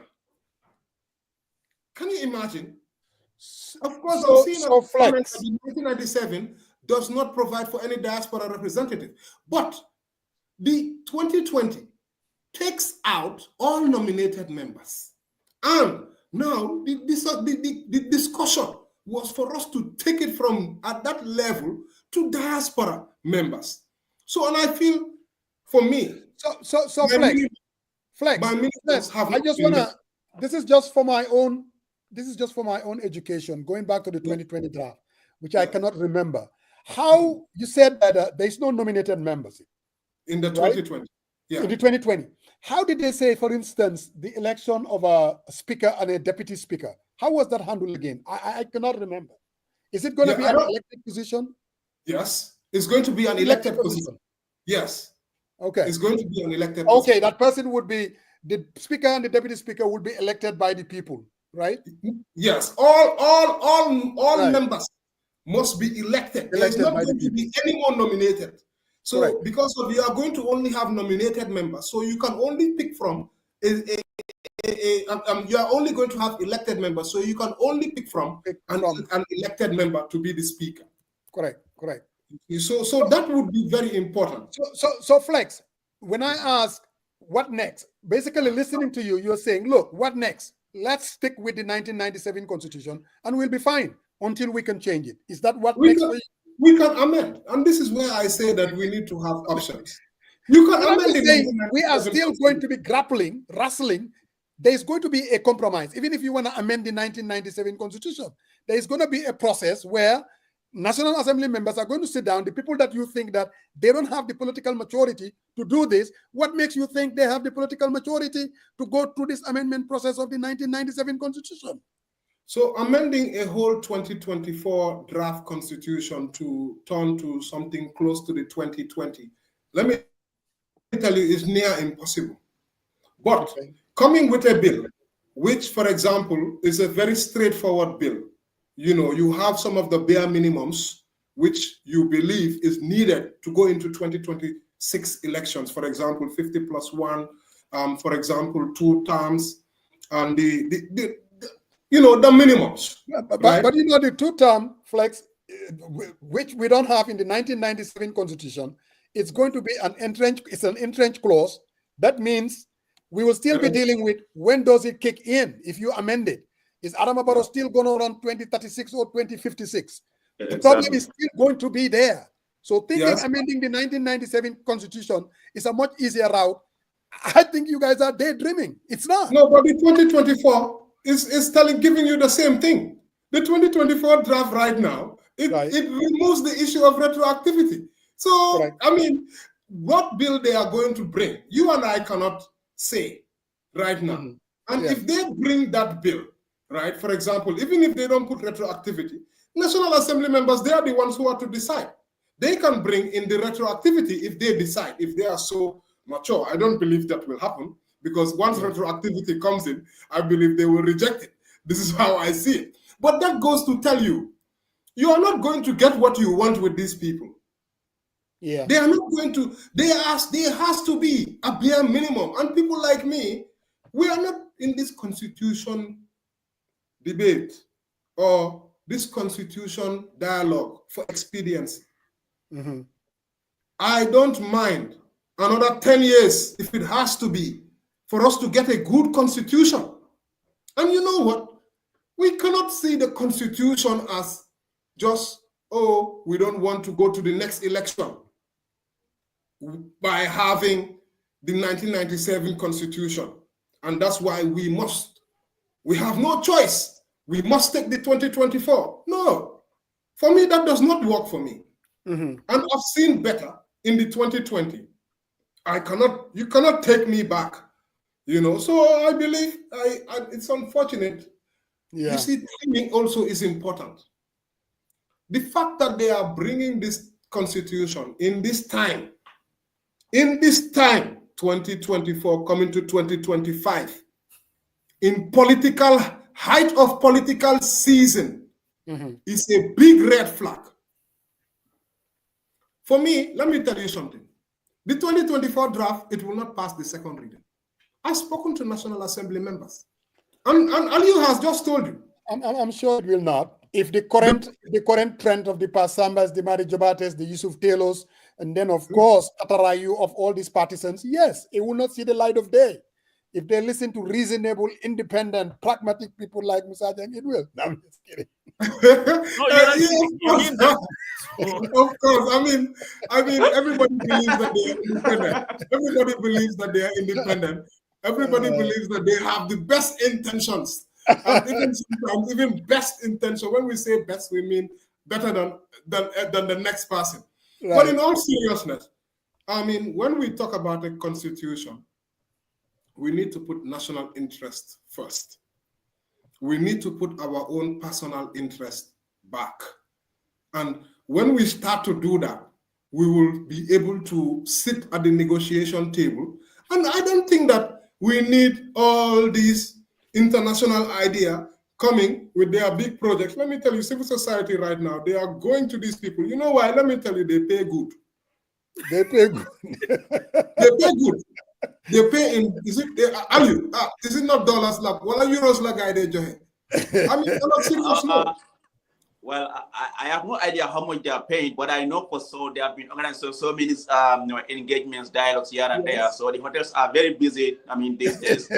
So I just, like I said, I mean, the conversations will go beyond just, the confinement of those hotels and all that. For me, we need a serious conversation where, people that really matters are present. But for example, if you organize a dialogue and you invite the political party leaders and they just send a youth mobilizer or a women mobilizer to come and attend to say what? I mean, probably that guy doesn't have that huge influence in the political party. So for me, the most important thing, like I said earlier on, is to have, the political party leaders themselves coming around the table and having a honest conversation. Let them build that trust. That trust must be built among these stakeholders. I totally agree. Can I say something before I lose my Sure, go ahead. You ask what's next. We all, in seriousness, want a constitution. That's what we want. That's what we were fighting for, forever. In fact, that was the selling point of one of the selling point of Coalition 2016. All right? We want a constitution that is enduring.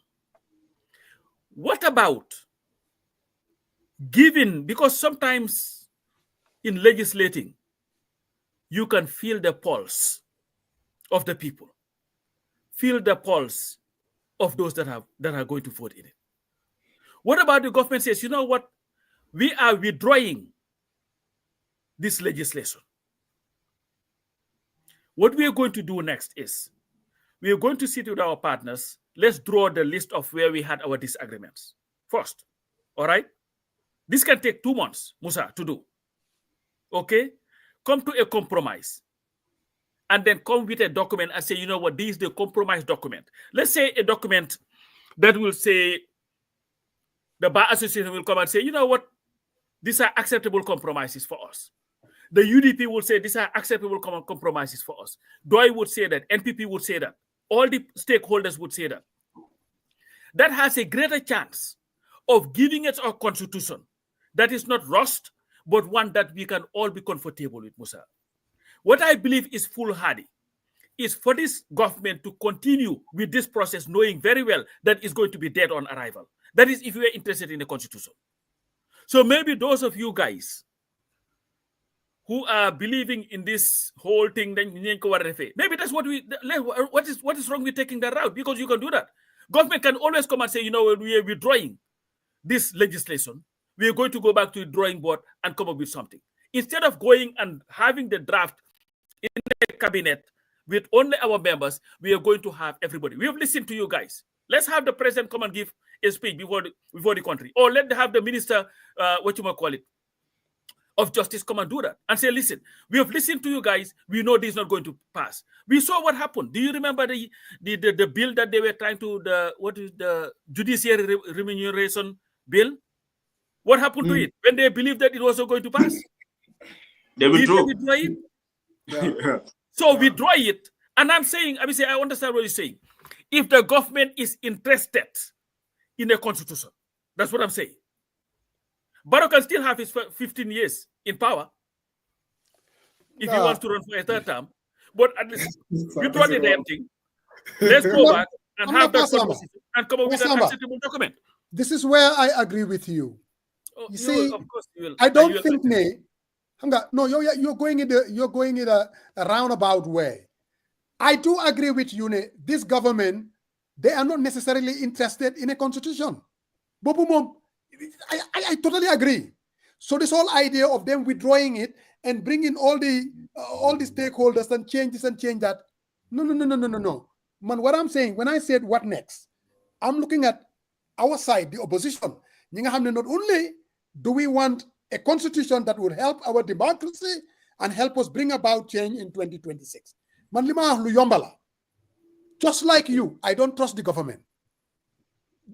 For me, what is in the 2024 draft, I want to have a term limit in my back pocket as an insurance policy, because I've been on this journey for a long time. In 2003, we wanted to create a coalition of parties. We come together so that Halifa Sallah kept saying it, self-perpetuating rule, put the guardrails in. We need to have a term limit. African countries see. Now, 2024 draft gives us that. So for me, I want to take that as an insurance policy and put it in my back pocket.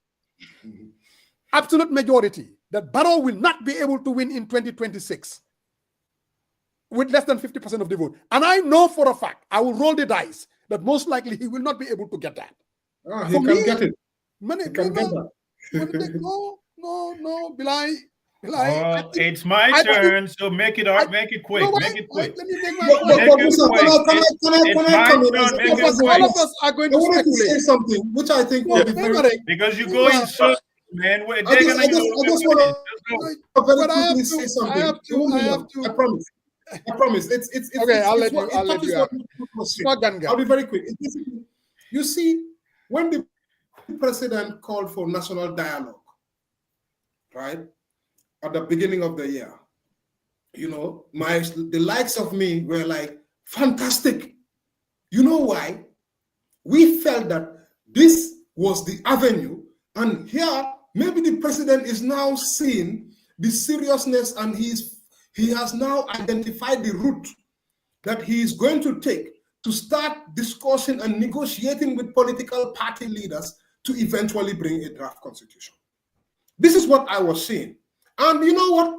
People like me, we try to be positive. We said, you know what, let's give it a chance.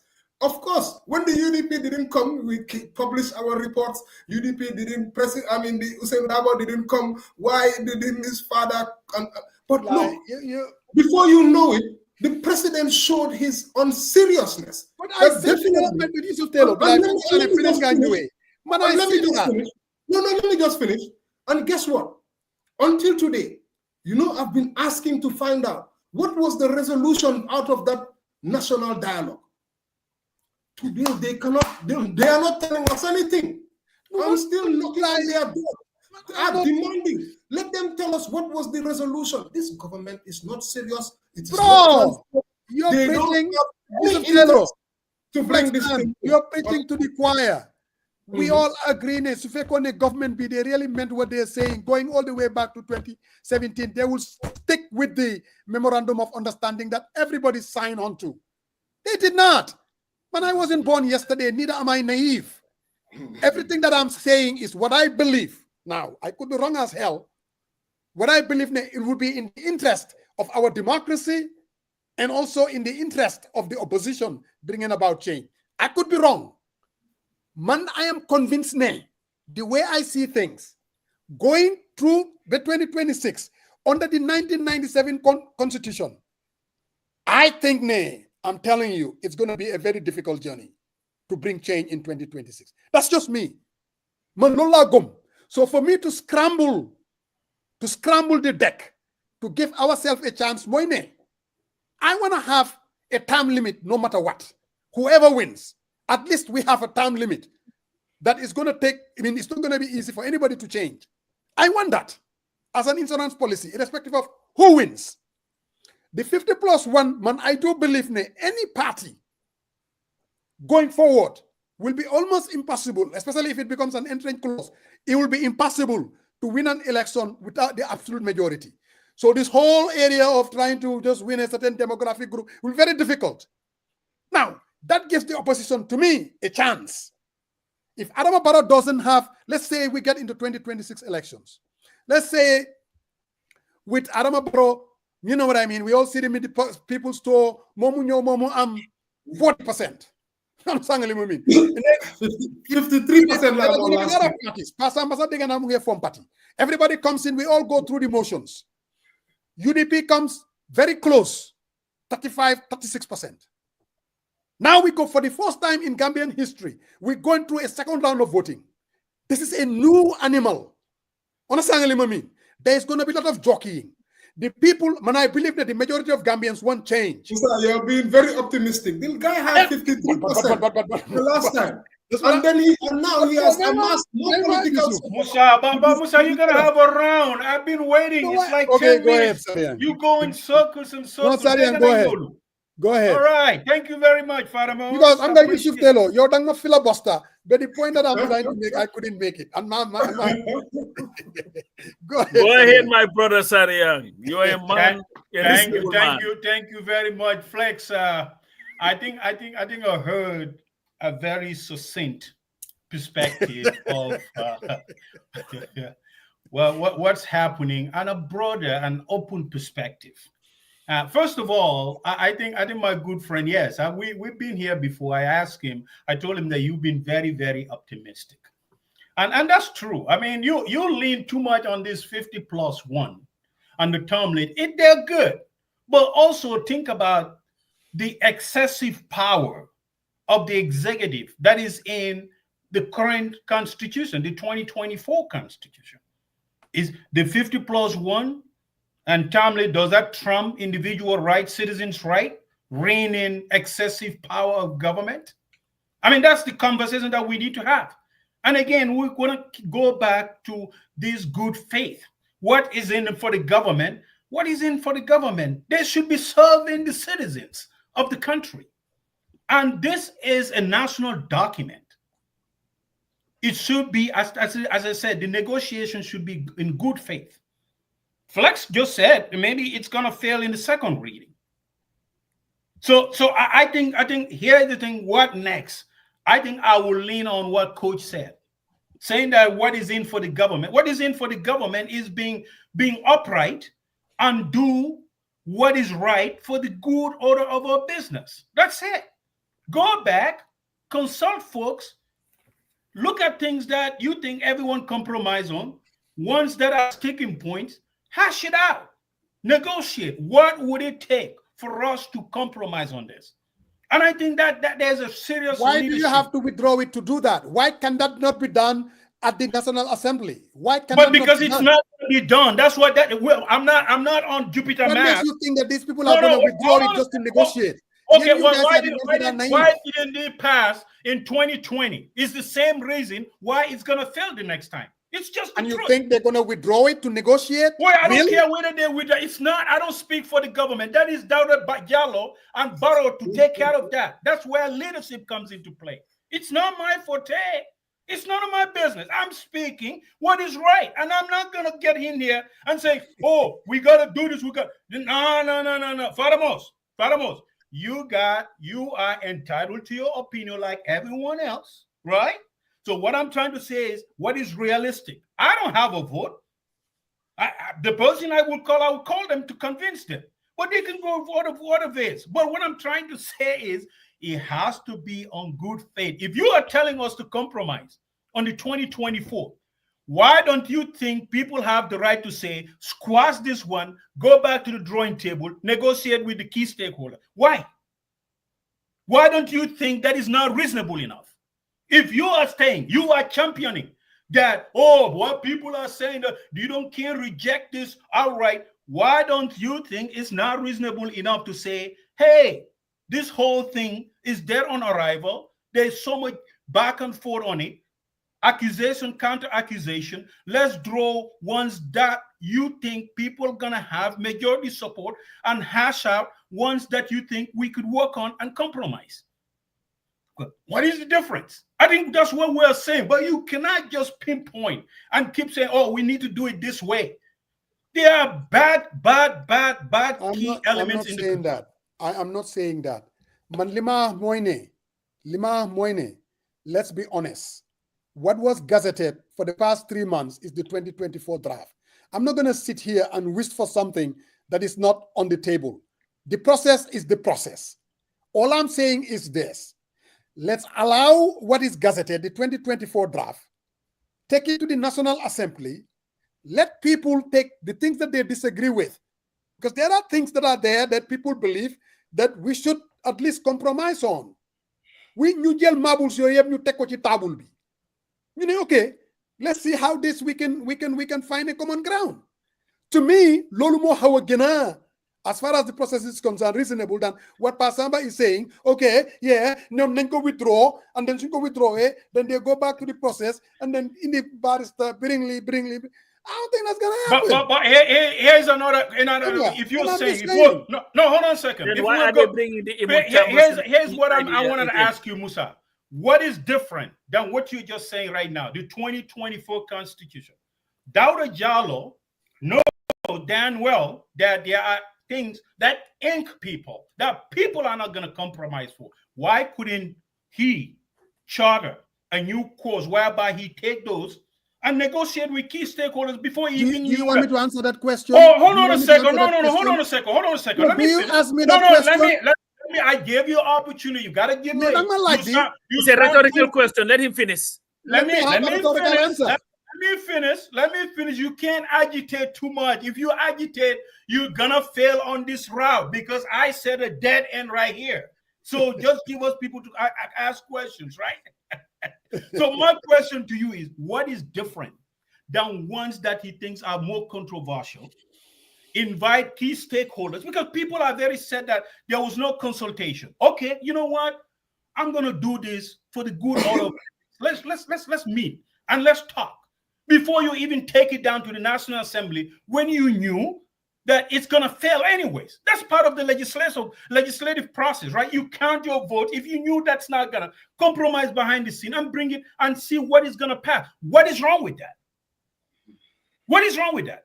You want me to answer it? Yes, I'm waiting. You know, there's nothing wrong with that. But these people are not honest. They were not interested in that. All they were looking on is for their political interest. I get that. Which people? The government, the borough government, the ones that prepared the bill itself. Because if they were honest, they would have done the necessary consultation, bring everybody on the table, find it before it gets gazetted. I get that. Man, Robana Fofu, Pasana Fofu. I mean, maybe I'm an idiot. Pasana Fofu, I get that. I am now dealing with where we are as a people. How do we fix it? Or if it's not fixable, then it's not fixable. But Musa, let me just interject here. You're asking why did they do that? Why did they find the need to call international IDA again and Ibn Chambers? That's what I'm saying. So if you're really interested in negotiation, Sibopa, Musa, you don't just stick to your guns and come and negotiate based on my terms. I don't think that's how you compromise, Mr. Compromise. I don't think that's how it works. You should be willing. So what I'm saying, Moine, now here is the thing. If you're looking at timeline, they've decided to scrap the whole thing now from their calendar in 2024. So now we are getting into 2025. So if you want to compromise and say, okay, we've listened to you guys, you've taken these positions, we have these other positions. It looks like it's very unpopular in the country. I've not seen people who are coming, even you, Musa, you're not coming in defense of the Constitution. No. I'm not. That's why I get mad. No, I'm coming. No, I'm coming. What you are looking for is a solution. Yes. So Manila, what I believe is part of the solution is why can't the government say, okay, if they are honest and interested in a constitution. Now, I'm not saying they will do that, but if they are seriously honest and want a constitution, what is stopping them to say that, you know what, here, maybe we jumped the gun, maybe we made a mistake in the whole process. Let's pull this damn thing, let's have the discussion, let's come up with a document that we will gazette again. That will be the bill. But how many, Musa, Usainu Dabo would come and support it, even if it is, not 100%. Halifa would support it. Adababara would support it. You have a greater chance of it passing than just trying to shove this one down people's throats and saying, I'm a compromise. Alieu, you are reasonable. Musa, no. Hold on, Coach. Before you even move there, and I'm asking Musa, for the sake of your argument, let's go with your argument, right? So the draft constitution 2024, what is so unreasonable that as it stands, it stays, you pass there, good. You're right there. It needs to be tabled. But the votes are not there. No, I'm not Lulu. No, hold on. But hold on. Give me a chance. Give me a chance, please. So we're not there. What would it not take to show some type of leadership and restraint and say, hey, you know what? We draft this, we gazetted this. Let's talk about the areas. Before bringing Mr. Chambers, why couldn't you take the role of leadership and negotiate directly with your fellow Gambian involving key stakeholders, the Bar Association, CSOs and stuff, and hash out areas that you think that can be told? What is bad in that, Musa? That's what I hear you. No, sorry, you move away from that, but now if it were just left to me, that's exactly that should have been done. That even let them do the necessary consultation, find common ground, and then bring something that they can all say, okay, when we went through the process, this is what we came up with. And then that's the one that would have been gazetted. I get that. Man, I agree to that. Man, lolu momo lolu. As a citizen, yes. Why man lima moine? Lolu hapunut. Now, we can question their motivation all we want. No, but my question is, and Flex can help me out with Ali on this, is there a law or something, or a clause, or a process, or procedure at the National Assembly that is preventing them? Say they gazetted, they wrote out, they had put an announcement that it was going to be, the first reading was going to be November 27. It didn't happen. Now they push it out to the right. What I'm asking you, is there any law when those type of provisions were gazetted before the Assembly that they could not still negotiate on the back end before they do the first or second reading? Is there anything that's preventing them doing that? That's what I'm asking. I mean, the only thing I know, like you guys were saying, they can withdraw it. There's no doubt they can. No, I'm not asking for withdrawal. I'm going with your statement and your thinking. Yeah. For the of compromise. Right. That way we can have some type of bipartisanship on this platform today. That's what I'm saying. For the sake of your argument. Okay, Yes. reflect that before you come. Man, all I'm saying is, if people say, okay, the 2024 draft, it is what it is. It went through a bad process, but we just want to sit down and we want to fix it. Understand what I mean? At the National Assembly. And there's a leadership commitment from all the parties. Then we are going to fix it. Yeah, that can be done. Okay. That can definitely legally be done. I'm not a lawyer. And that is what I want to happen. Then let them allow the process so that we can put it on the table and see how those changes can be made. Like everything that Flex Dan said, okay, then okay, no, let's go to Feni. And then they find a common ground. Mandinka say, let's take it to the Bantapa. I mean, Fana Fana and Nenko Yobuchi Datigi. You Wahanteko, you find common ground. That's all I'm saying. Seriously. So, and I think, Syrian, the fact that the second reading is not going to happen this year might even give this more of a chance. If you think about it strategically. Yes, the problem I have with the National Assembly is that it didn't come and they didn't give any communique to explain. There is no reason for that. They could have said, all right, the draft constitution was supposed to come on the 27th. It hasn't come. Now, we are trying to have some bipartisan negotiation because of, if they had the first reading on the 27th, right, of November, and then in 22nd or 21st, they have the second reading, the time is very short for any negotiation. But what they've done right now, they have put it to the 21st of December for the first reading, and they have KO'd the second reading, which means that the second reading might, most earliest it can come, is now in the first parliamentary sitting of the 25th. First ordinary session, exactly. So, and that normally, Alieu would come maybe in February or March, So that means that now they are having a lot more time to do that consultation. International idea is in town. And I think that this is not by mistake. But the issue is that they are not communicating. And they must tell the people what is going on so that there's no harm. There's no problem. If at all, they pushed it strategically. Coming to think about it now, Syrian, it seems like that's what they are doing. It seems like that's exactly what they are doing.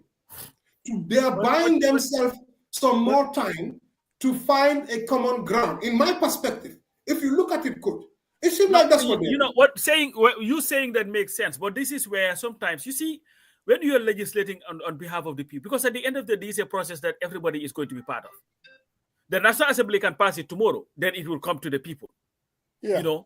There is a lot of misgivings about this draft. There is a reason why we are spending all this time talking about it. For the government to say, listen, we are moving this. They didn't have to wait for you to be knocking on doors to ask him for them to come and say, we just have a new agenda also. I say, you know what? Giving the seriousness of this matter, and our interest is to have a good document that will be representative of the views of the Gambian people. This is why we're moving this, so that we'll give ourselves, everybody, these 3 months or 2 months to have that negotiation, that conversation, so that at least we'll come out with something. But just have these things go on, and then when people say something, here they go speculating again. Yeah. Why should you leave the room for speculation? Tell the people the facts. You are acting on our behalf, but we have a National Assembly that has proven to be talk for rec and send allowances are the most important thing to them. You call them tomorrow, they will go because of it's the allowances. It's just utter nonsense. So Alieu, I want to kind of put you on the spot. I mean, obviously, people were saying different things. Come 2026 elections, you're looking at it. Do you think, as an opposition, are they better off going with the 1997 Constitution? According to Flex Dan, maybe they are better off. Or are they better off entertaining, finding, and come up with a new constitution where we would have not only term limit, but the 50+1? What is definitely, just looking at it strategically, as far as opposition is concerned? Quite interesting, but I mean, we know in African politics, I mean, running against an incumbent is never easy. So I don't think an individual and one single opposition party can cut it out. Maybe they might need a coalition, and that also has to start now. I mean, even though they have different, they might have the same goal but with different ideologies. So how they put aside their differences and come together and form a strong coalition, is something, I mean, that they have to work on. Yes, I mean, on social media, you might feel, okay, maybe Barrow is not popular, but maybe on the ground, it's a different story because it's about politics. I mean, you can never tell. But going with the, I mean, 1990 as constitution is to have the opposition parties going out there, selling their agenda, trying to use some of the, I mean, the subforce of the current government. I mean, looking at the issue of governance, corruption, high cost of living. These are ideas that they should start selling to the public. I mean, and for them to buy into their programs and policies if they're elected. But other than that, I mean, it might be somehow difficult because you are going against the incumbent who has all the resources at his disposal, who has the patronage from diverse people. So definitely, I mean, the opposition stand a chance going with the 1997 constitution, but they really need to get to work by now. I mean, as we speak, the leader of UDP, I mean, is on tour. I mean, is touring the country, trying to engage Gambians. I mean, trying to share their policies and programs as far as the country is concerned, discussing the current state of affairs of the country. So whether or not the opposition can dislodge Barrow in 2026, work has to start now, and they really need to come together as coalition. I mean, for me, I mean, you can have a formidable coalition in the absence of the UDP as the biggest political party, one will say. I mean, biggest political party, but then the opposition must come together and form a coalition if they are to really stand a chance of dislodging, I mean, Barrow in 2026. A single party, for me, I might be wrong, but I don't think a single opposition party can defeat the incumbent in 2026. I might be wrong, but this is my opinion. Flex, what's I have to make a clarification first. In what your question that you asked was very misleading, because I'm not saying, and I'll make it very clear. Yeah. Of course, the fact that you have 50+1 in the 2024 draft and second round of voting, obviously it's better for the opposition when it comes to election. But I don't see my mind is not focused on just election 2026. Even for me, right now, I'm one of those people who don't like talking about 2026 election right now, because we're in 2024, and if we continue just talking about 2026 election, we're gonna be talking about that. We're in 2025, bro. You see, I see where you're coming from, but what I'm trying to highlight is that I am looking at it beyond the elections. For me, constitution, when we talk about constitution, it's not just about elections. 50+1 and all of those things is very important. But you know what? I need more. I need more. You cannot just give me 50+1 and then second 2-term limit only, and I'm like content. No. I want diaspora representative. I want a National Assembly that is independent. I go to Parliament and I report. I'm there. I'm the one who blew, actually. You see, the issue about the late budget, I wrote about it. I asked the question. I am the one who orchestrated it from the beginning. I wrote about it. I saw that they delayed. I saw that they're late. I wrote about it and I sent it to the minority leader. I sent it to him. And he raised a motion to demand that this the budget was late. So we read the Constitution. We demand they must respect it. So it's beyond just the issue of elections, and I think we should be talking about the welfare of the people. Let me tell you, Barrow has a free 45 million next year to do his Meet the People tour, which is a NPP propaganda machinery. That's all. And every year, you want to tell me, the reason why, let me tell you, why UDP is out there? because they know that if they continue to not match this free NPP campaign that the taxpayers are putting every year, it's going to be difficult come the elections. Those are the fundamental problems. Why are we spending 45 million for the president to go around and campaign and say all kind of crazy things? You know, honestly, it's ridiculous. Those are the things that have to change. And imagine in a country, today I was in a barber shop, just had a nice fresh trim, you know, by the way. I was in a barber shop. Can you imagine the convoys, the SUVs? Trust me, Busa Jen, you're not living here. I wish some of these things you should see it. I was so vexed. I was so vexed. If you see how the SUVs were passing, and not only that, it was in Carnifin South. A guy who had parked his car, he was at the barber shop. He parked his car on the side of the road. A stupid police officer came around and was like, why is this car parked here? Barrow and them, they are coming to pass through. Why is this? I was vexed. I said, what? Don't you know that this guy is a taxpayer that has paid for that road? Barrow, we are the one paying for him to go and have a salary. He should be begging us and thanking God. Barrow did not build that road, you stupid officers. But this is the Gambia which we're living in. You know, we need to shift the conversation even from 2026 elections to the realities of what the people are going through. Honestly, I don't think any one of us is saying that the 50+1 and term limit is the be all and the end all. Okay. No. It sounded like I don't know. But what I'm saying is this. We are trying to build an evolving democracy, like every nation or people out there. I don't think we're going to have everything that we want at one shot. I'm a realist. What I'm saying is, let's build it. Let's negotiate. Let's see what we can put in. Let's see what we can compromise upon. Because lidu yefi benenit, yefi reula. If we negotiate the things that we know it can pass, then let's pass it.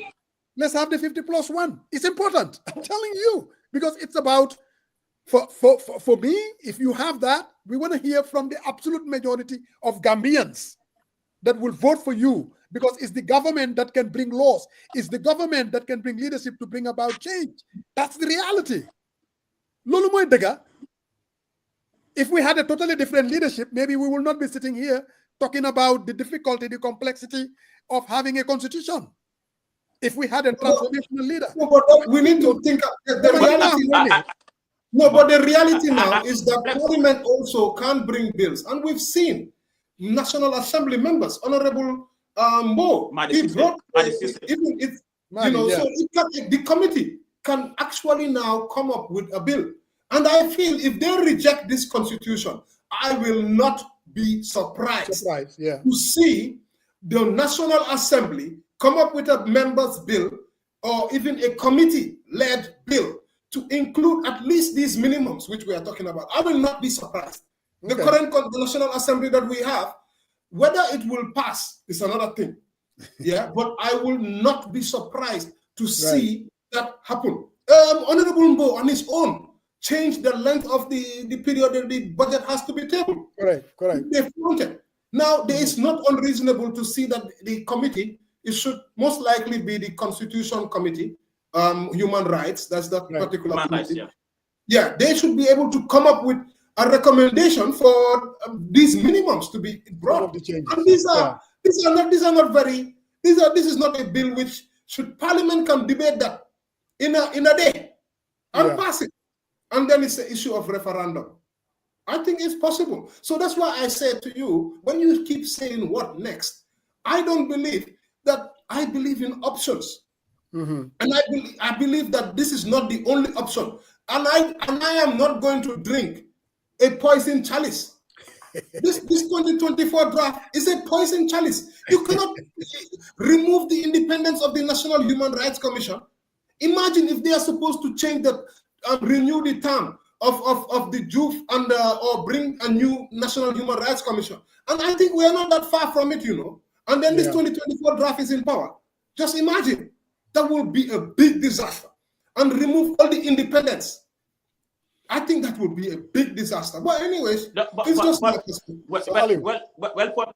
for me, Flex, it's more about the legitimacy of this whole redraft constitution. Like I said earlier on, does the executive even has the constitutional powers in the first place? I mean, to really, touch that, draft constitution in the first place. I mean, I've spoken to, even senior lawyers who will tell me, the executive doesn't have the powers.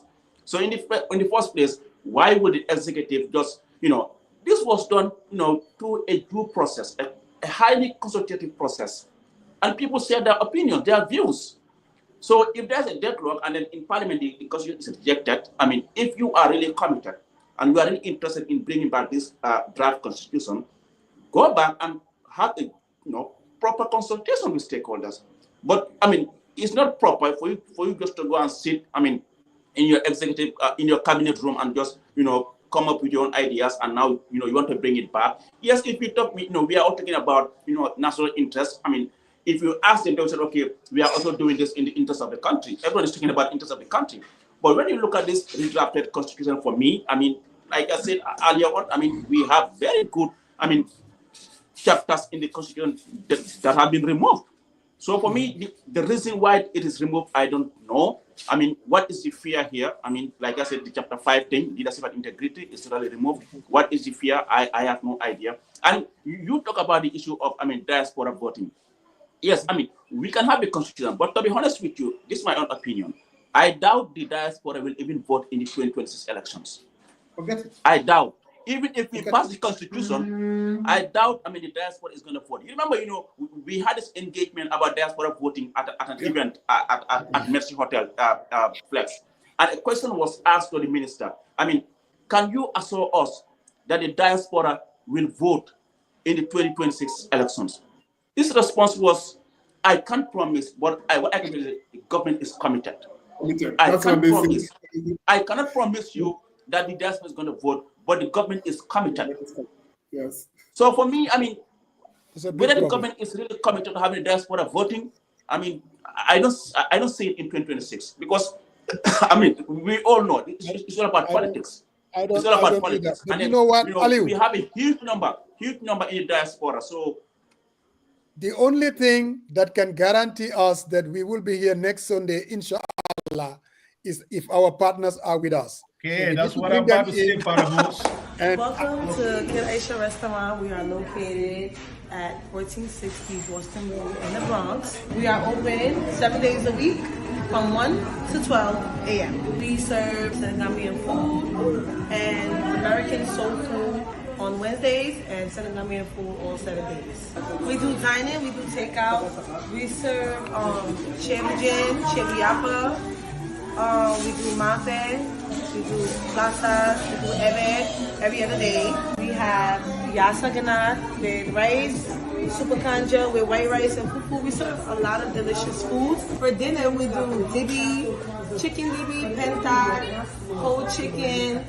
We have shawarma, lots of good food. Also offer catering services for weddings, baby showers, birthday parties, whatever you need. We got it here at Kid Aisha. You can call us at 718-450-8606. And we're also on Uber Eats. And if you've ever been to Kid Aisha, make sure you leave a review. Thank you guys for supporting, and we hope to see some new faces. Couple, you live in the Bronx. I know you are hungry. You're tired listening to Pasamba. Call 718, order a chip. You are better off doing that than listening to this Pasamba. New World International in its work to educate and sensitize overburdened communities regarding environmental justice. The meaning environmental justice is the idea that everyone should have equal protection from environmental risks and harms and equitable access to a healthy environment. NWI believes people should be meaningfully involved in decisions that affect the environment and human health. Here are some things you can do to help protect the environment. Reduce, reuse, and recycle. Volunteer for cleanups. Conserve water. Shop wisely. Use long-lasting light bulbs. Plant a tree. New World International, in collaboration with the Washington State Department of Ecology, will help provide training and equipment to help document and end environmental abuses. If you have any questions, contact New World at www.newworldinterantional.org.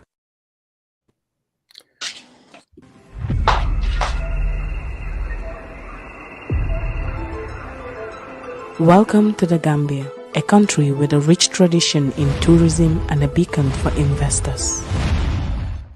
Experience a nation committed to progress, a home where nature's beauty is matched by the warmth of its people. A nation that is fast-growing and developing, thriving for togetherness. At the heart of this development is the Global Properties, the Gambia's premier real estate developer. Introducing you to our latest property being developed, the Lakeview, an epitome of luxury and comfort. Whether you are looking for a residence or investment property, Lakeview is the ultimate option. The Gambia is not just a place to live, it's a place to thrive. Welcome home. Hi everyone! I'm Alima from the Gambia, a small but amazing country in Africa. We have such a cool history here, with ancient empires and explorers from faraway places. And guess what? My new daycare is opening soon to teach you all about it and more. It's called the Afro-British Self-Paced Learning and Child Development Centre. It's going to be an amazing place where we can explore, discover and grow at our own pace. Keep an eye out for more news about ABS. It's coming soon and it's going to be awesome. Thank you to all our partners for helping us come here every Sunday. Pop Samba, we should be joining. We are here in about 15 minutes. So we're just going to go around and give out our final arguments. You should be joining the what? Huh? Did you say, what is RRA? RRA. What did he say? No, but we're going to be ending the program in the next 15 minutes. Do you have a problem with the way I said it? No. How can you use this slang that you do like Usman Sabah? You are the same person. Come up there. What am I call it? What am I call it? That's a Midwest say. So no, but really, it's like what 3:22. Yeah, we have about 15 minutes. Definitely. And to just thank Alieu and Flex for coming. At the end of the day, this is the Gambia, and the reason why we have this program and we all do what we do is so that we have these conversations. And it's not going to be easy. We'll all have our divergent views. But like Dr. Sen would say, let's agree to disagree without being disagreeable. So we'll just continue this conversation. And I hope at the end of the day, with all the contradictions and the challenges, that we will find a way as a people to forge ahead and have a constitution that is driven by what is in the interest of the Gambian people and not one that is what is in the interest of Adama Barrow and this political class. Because we did that with the 1997 constitution, because we were put in a corner that we could not wiggle out of. It's either you take the decrease or you take my 1997 constitution. So we went that way. It's a different reality. So I hope that at the end of the day, for once, Adama Barrow, we've given him a lot of things. We elected him because of dictatorship, without which he would have never been president. His election was as a result of the total violation of Gambians and their rights. And that was the reason why we felt we had to come together. That was the reason why we felt we needed to have a new constitution. He promised us 3 years. Went for 5, now he's going for 10. If there is any beneficiary of Jammeh's dictatorship, it is Adama Barrow. So to repay the solo sentence and everybody who died fighting for a better Gambia, a Gambia with a better constitution, we ask you, Mr. Barrow, after we've given you 10 years, where you don't have to wear a halftime with the Velcro that is, wearing off, you are now giving the best life that you could have ever dreamt of in your life. from somebody who claimed to have been deported from Europe to come. We gave you the best thing that anybody could ever ask, Musa.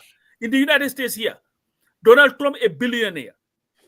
The reason why he's running for president, where he would earn about $420,000 a year, is just because he would be referred to as Mr. President for the rest of his life.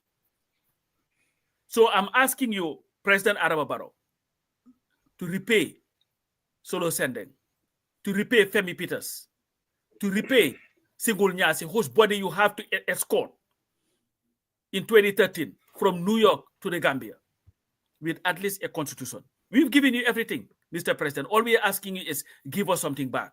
You talk about your roads. No. Those can be destroyed anytime. But give us a constitution. Give us the term limits that we want.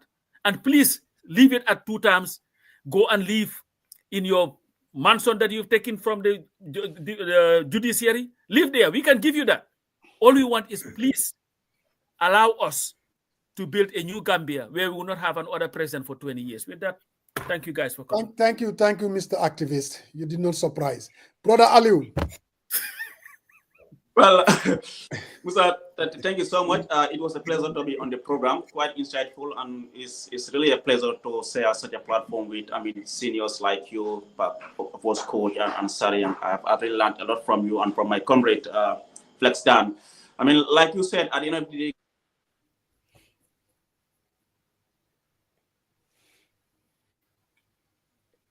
Gambia belongs to all of us. Whatever we do and say is.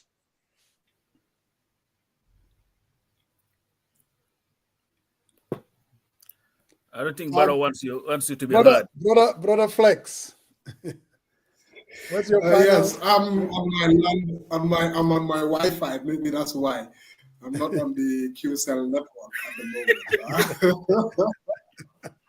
I hope I was audible. Oh, okay. Yes, you're audible. Okay, yeah, not Daniel. Yes. Yeah.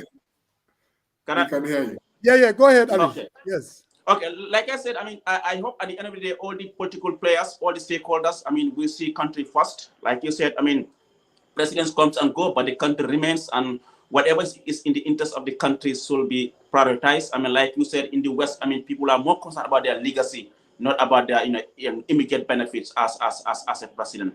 And I hope everyone will see this constitution in that perspective and understand that we are trying to build a constitution that will serve this country for many years to come.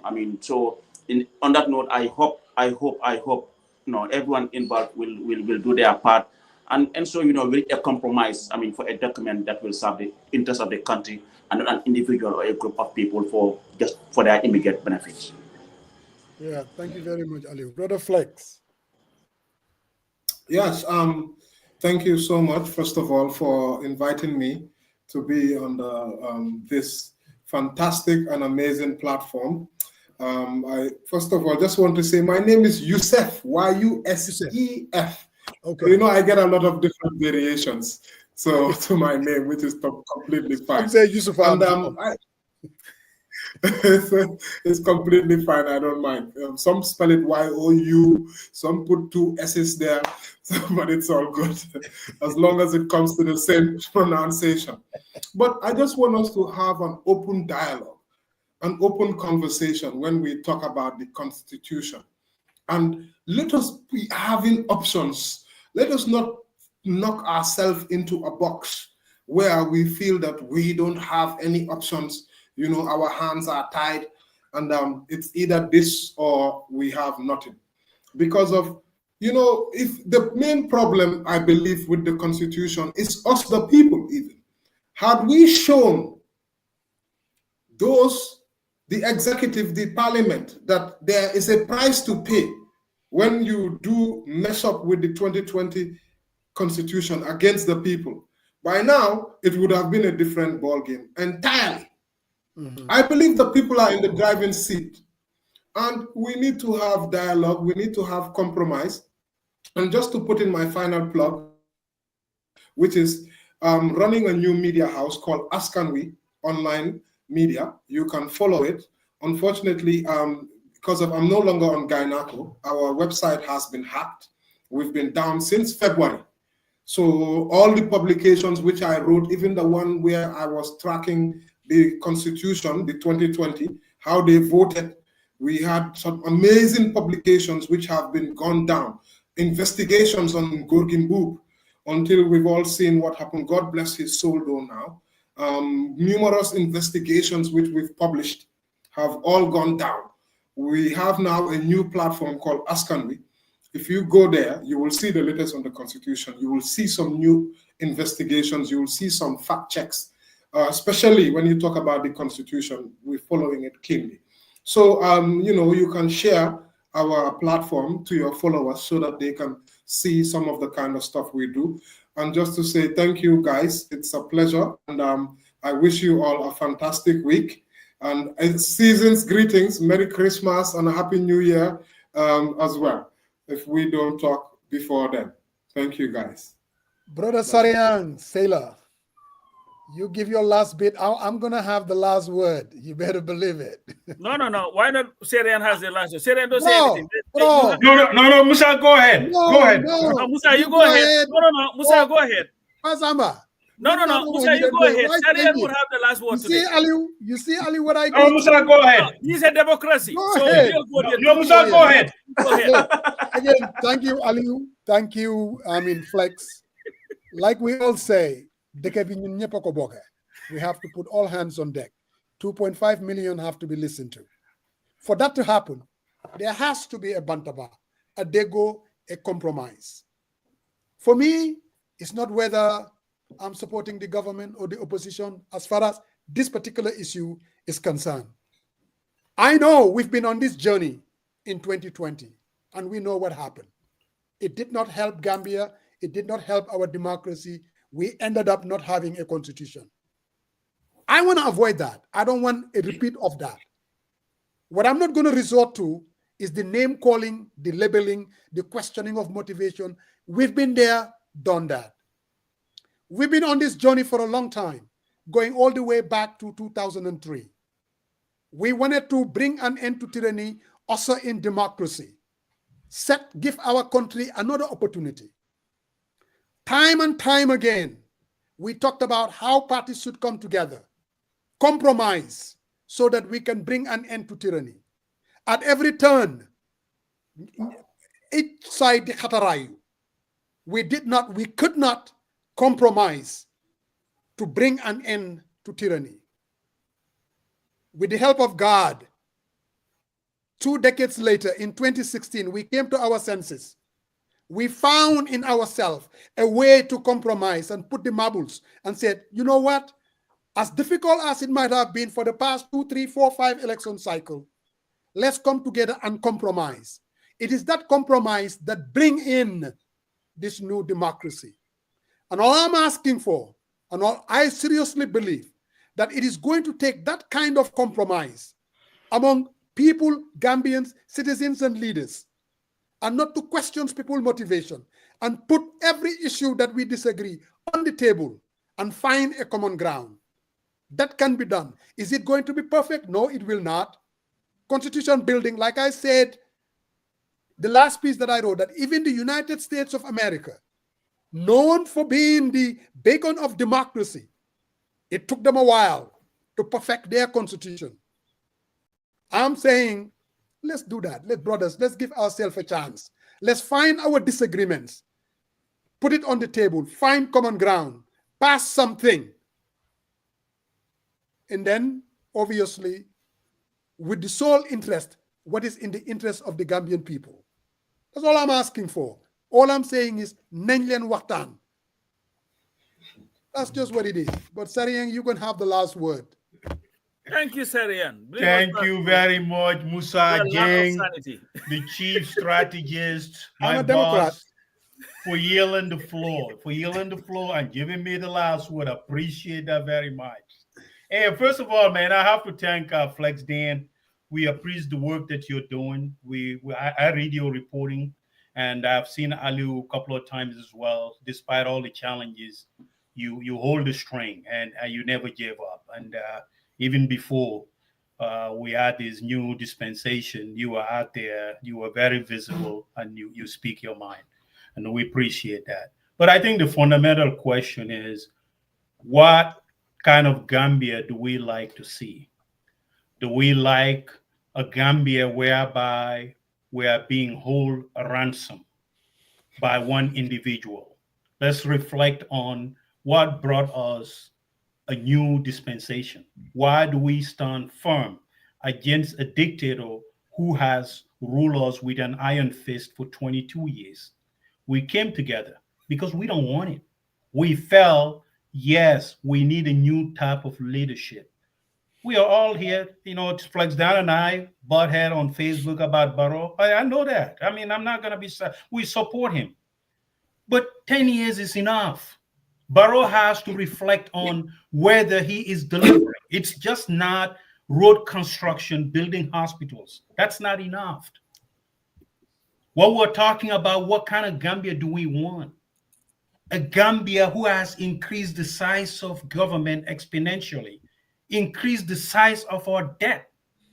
There is no controls in place. All we are asking is for a piece of new document. That's why we call democracy. Democracy, we the people. We want people to have stake in our government. We want people to hold our elected officials accountable. That's what we're asking. We're not asking too much. But going down there and changing that, thinking that you need to be in charge, that's not what Gambia. You know that, I know that, everyone who sits on this platform knew that Gambian voted against that in 2016. They don't want it. They don't want one person making the dictating what's going on day-to-day basis. That's why we had the new government. President Barrow needs to reflect on everything that he's doing. Everything, day-to-day administration of his government. Is it in line with our new aspiration, the direction of our country, the spending, corruption, lack of better structure? I think these are fundamental keys. And if the Constitution doesn't speak to those type of aspirations, I really think he needs to reflect back and take some type of leadership. He can't be sitting in the back. He needs to do the right thing. 10 years is enough. Give it to someone else. We set the tone. That person comes in 10 years, he gets out, another person comes in. That's why you run the government or the country. He doesn't own Gambia. We all know that. So we can go back and forth about compromising, but what are we compromising on? Are we compromising for the greater good of our country, or are we compromising to further strengthen the ego of one person? I think that's what I wanted to leave Gambians to reflect on. Think about it. Compromise, but what are we compromising on? What are we going to work on for the greater good of the order of our entire country? With that, my boss, Sir Musa Gang, I yield the floor to you, sir. Thank you, Mr. Morong. As always, some of your ideas are regressive, but we will be back next Sunday, inshallah, on this platform. Divergent views, we call it as we say. Thanks a lot, Alieu, and thanks a lot, Flex Dan, Yusuf Taylor. Congratulations on your new Askanwi, you call it. Thanks, guys. Thank you. We'll be back next Sunday. Pap Samba, I'll talk to you on the other side. Oh, you're not gonna talk to me on the other side today. No, I'm no problem. No, you don't have any time. Yo, Shumeka the noon newlywed, you're still on this honeymoon. I told Pasamba, I'm gonna go Sariang. Every issue, we will talk for an hour. Now I don't hear from him. Musa is beginning to get jealous now because whenever, you know what, I don't know what's going on. I used to talk to him every time, but since this, he has a new friend. He has a new friend. Hey, man, nakalan ko de wahe si so all of sa. Buma social. How am I? I'm not going to go social. Buma social. It was a good one. Let's continue the conversation. All right, sounds good, man. Oh yes.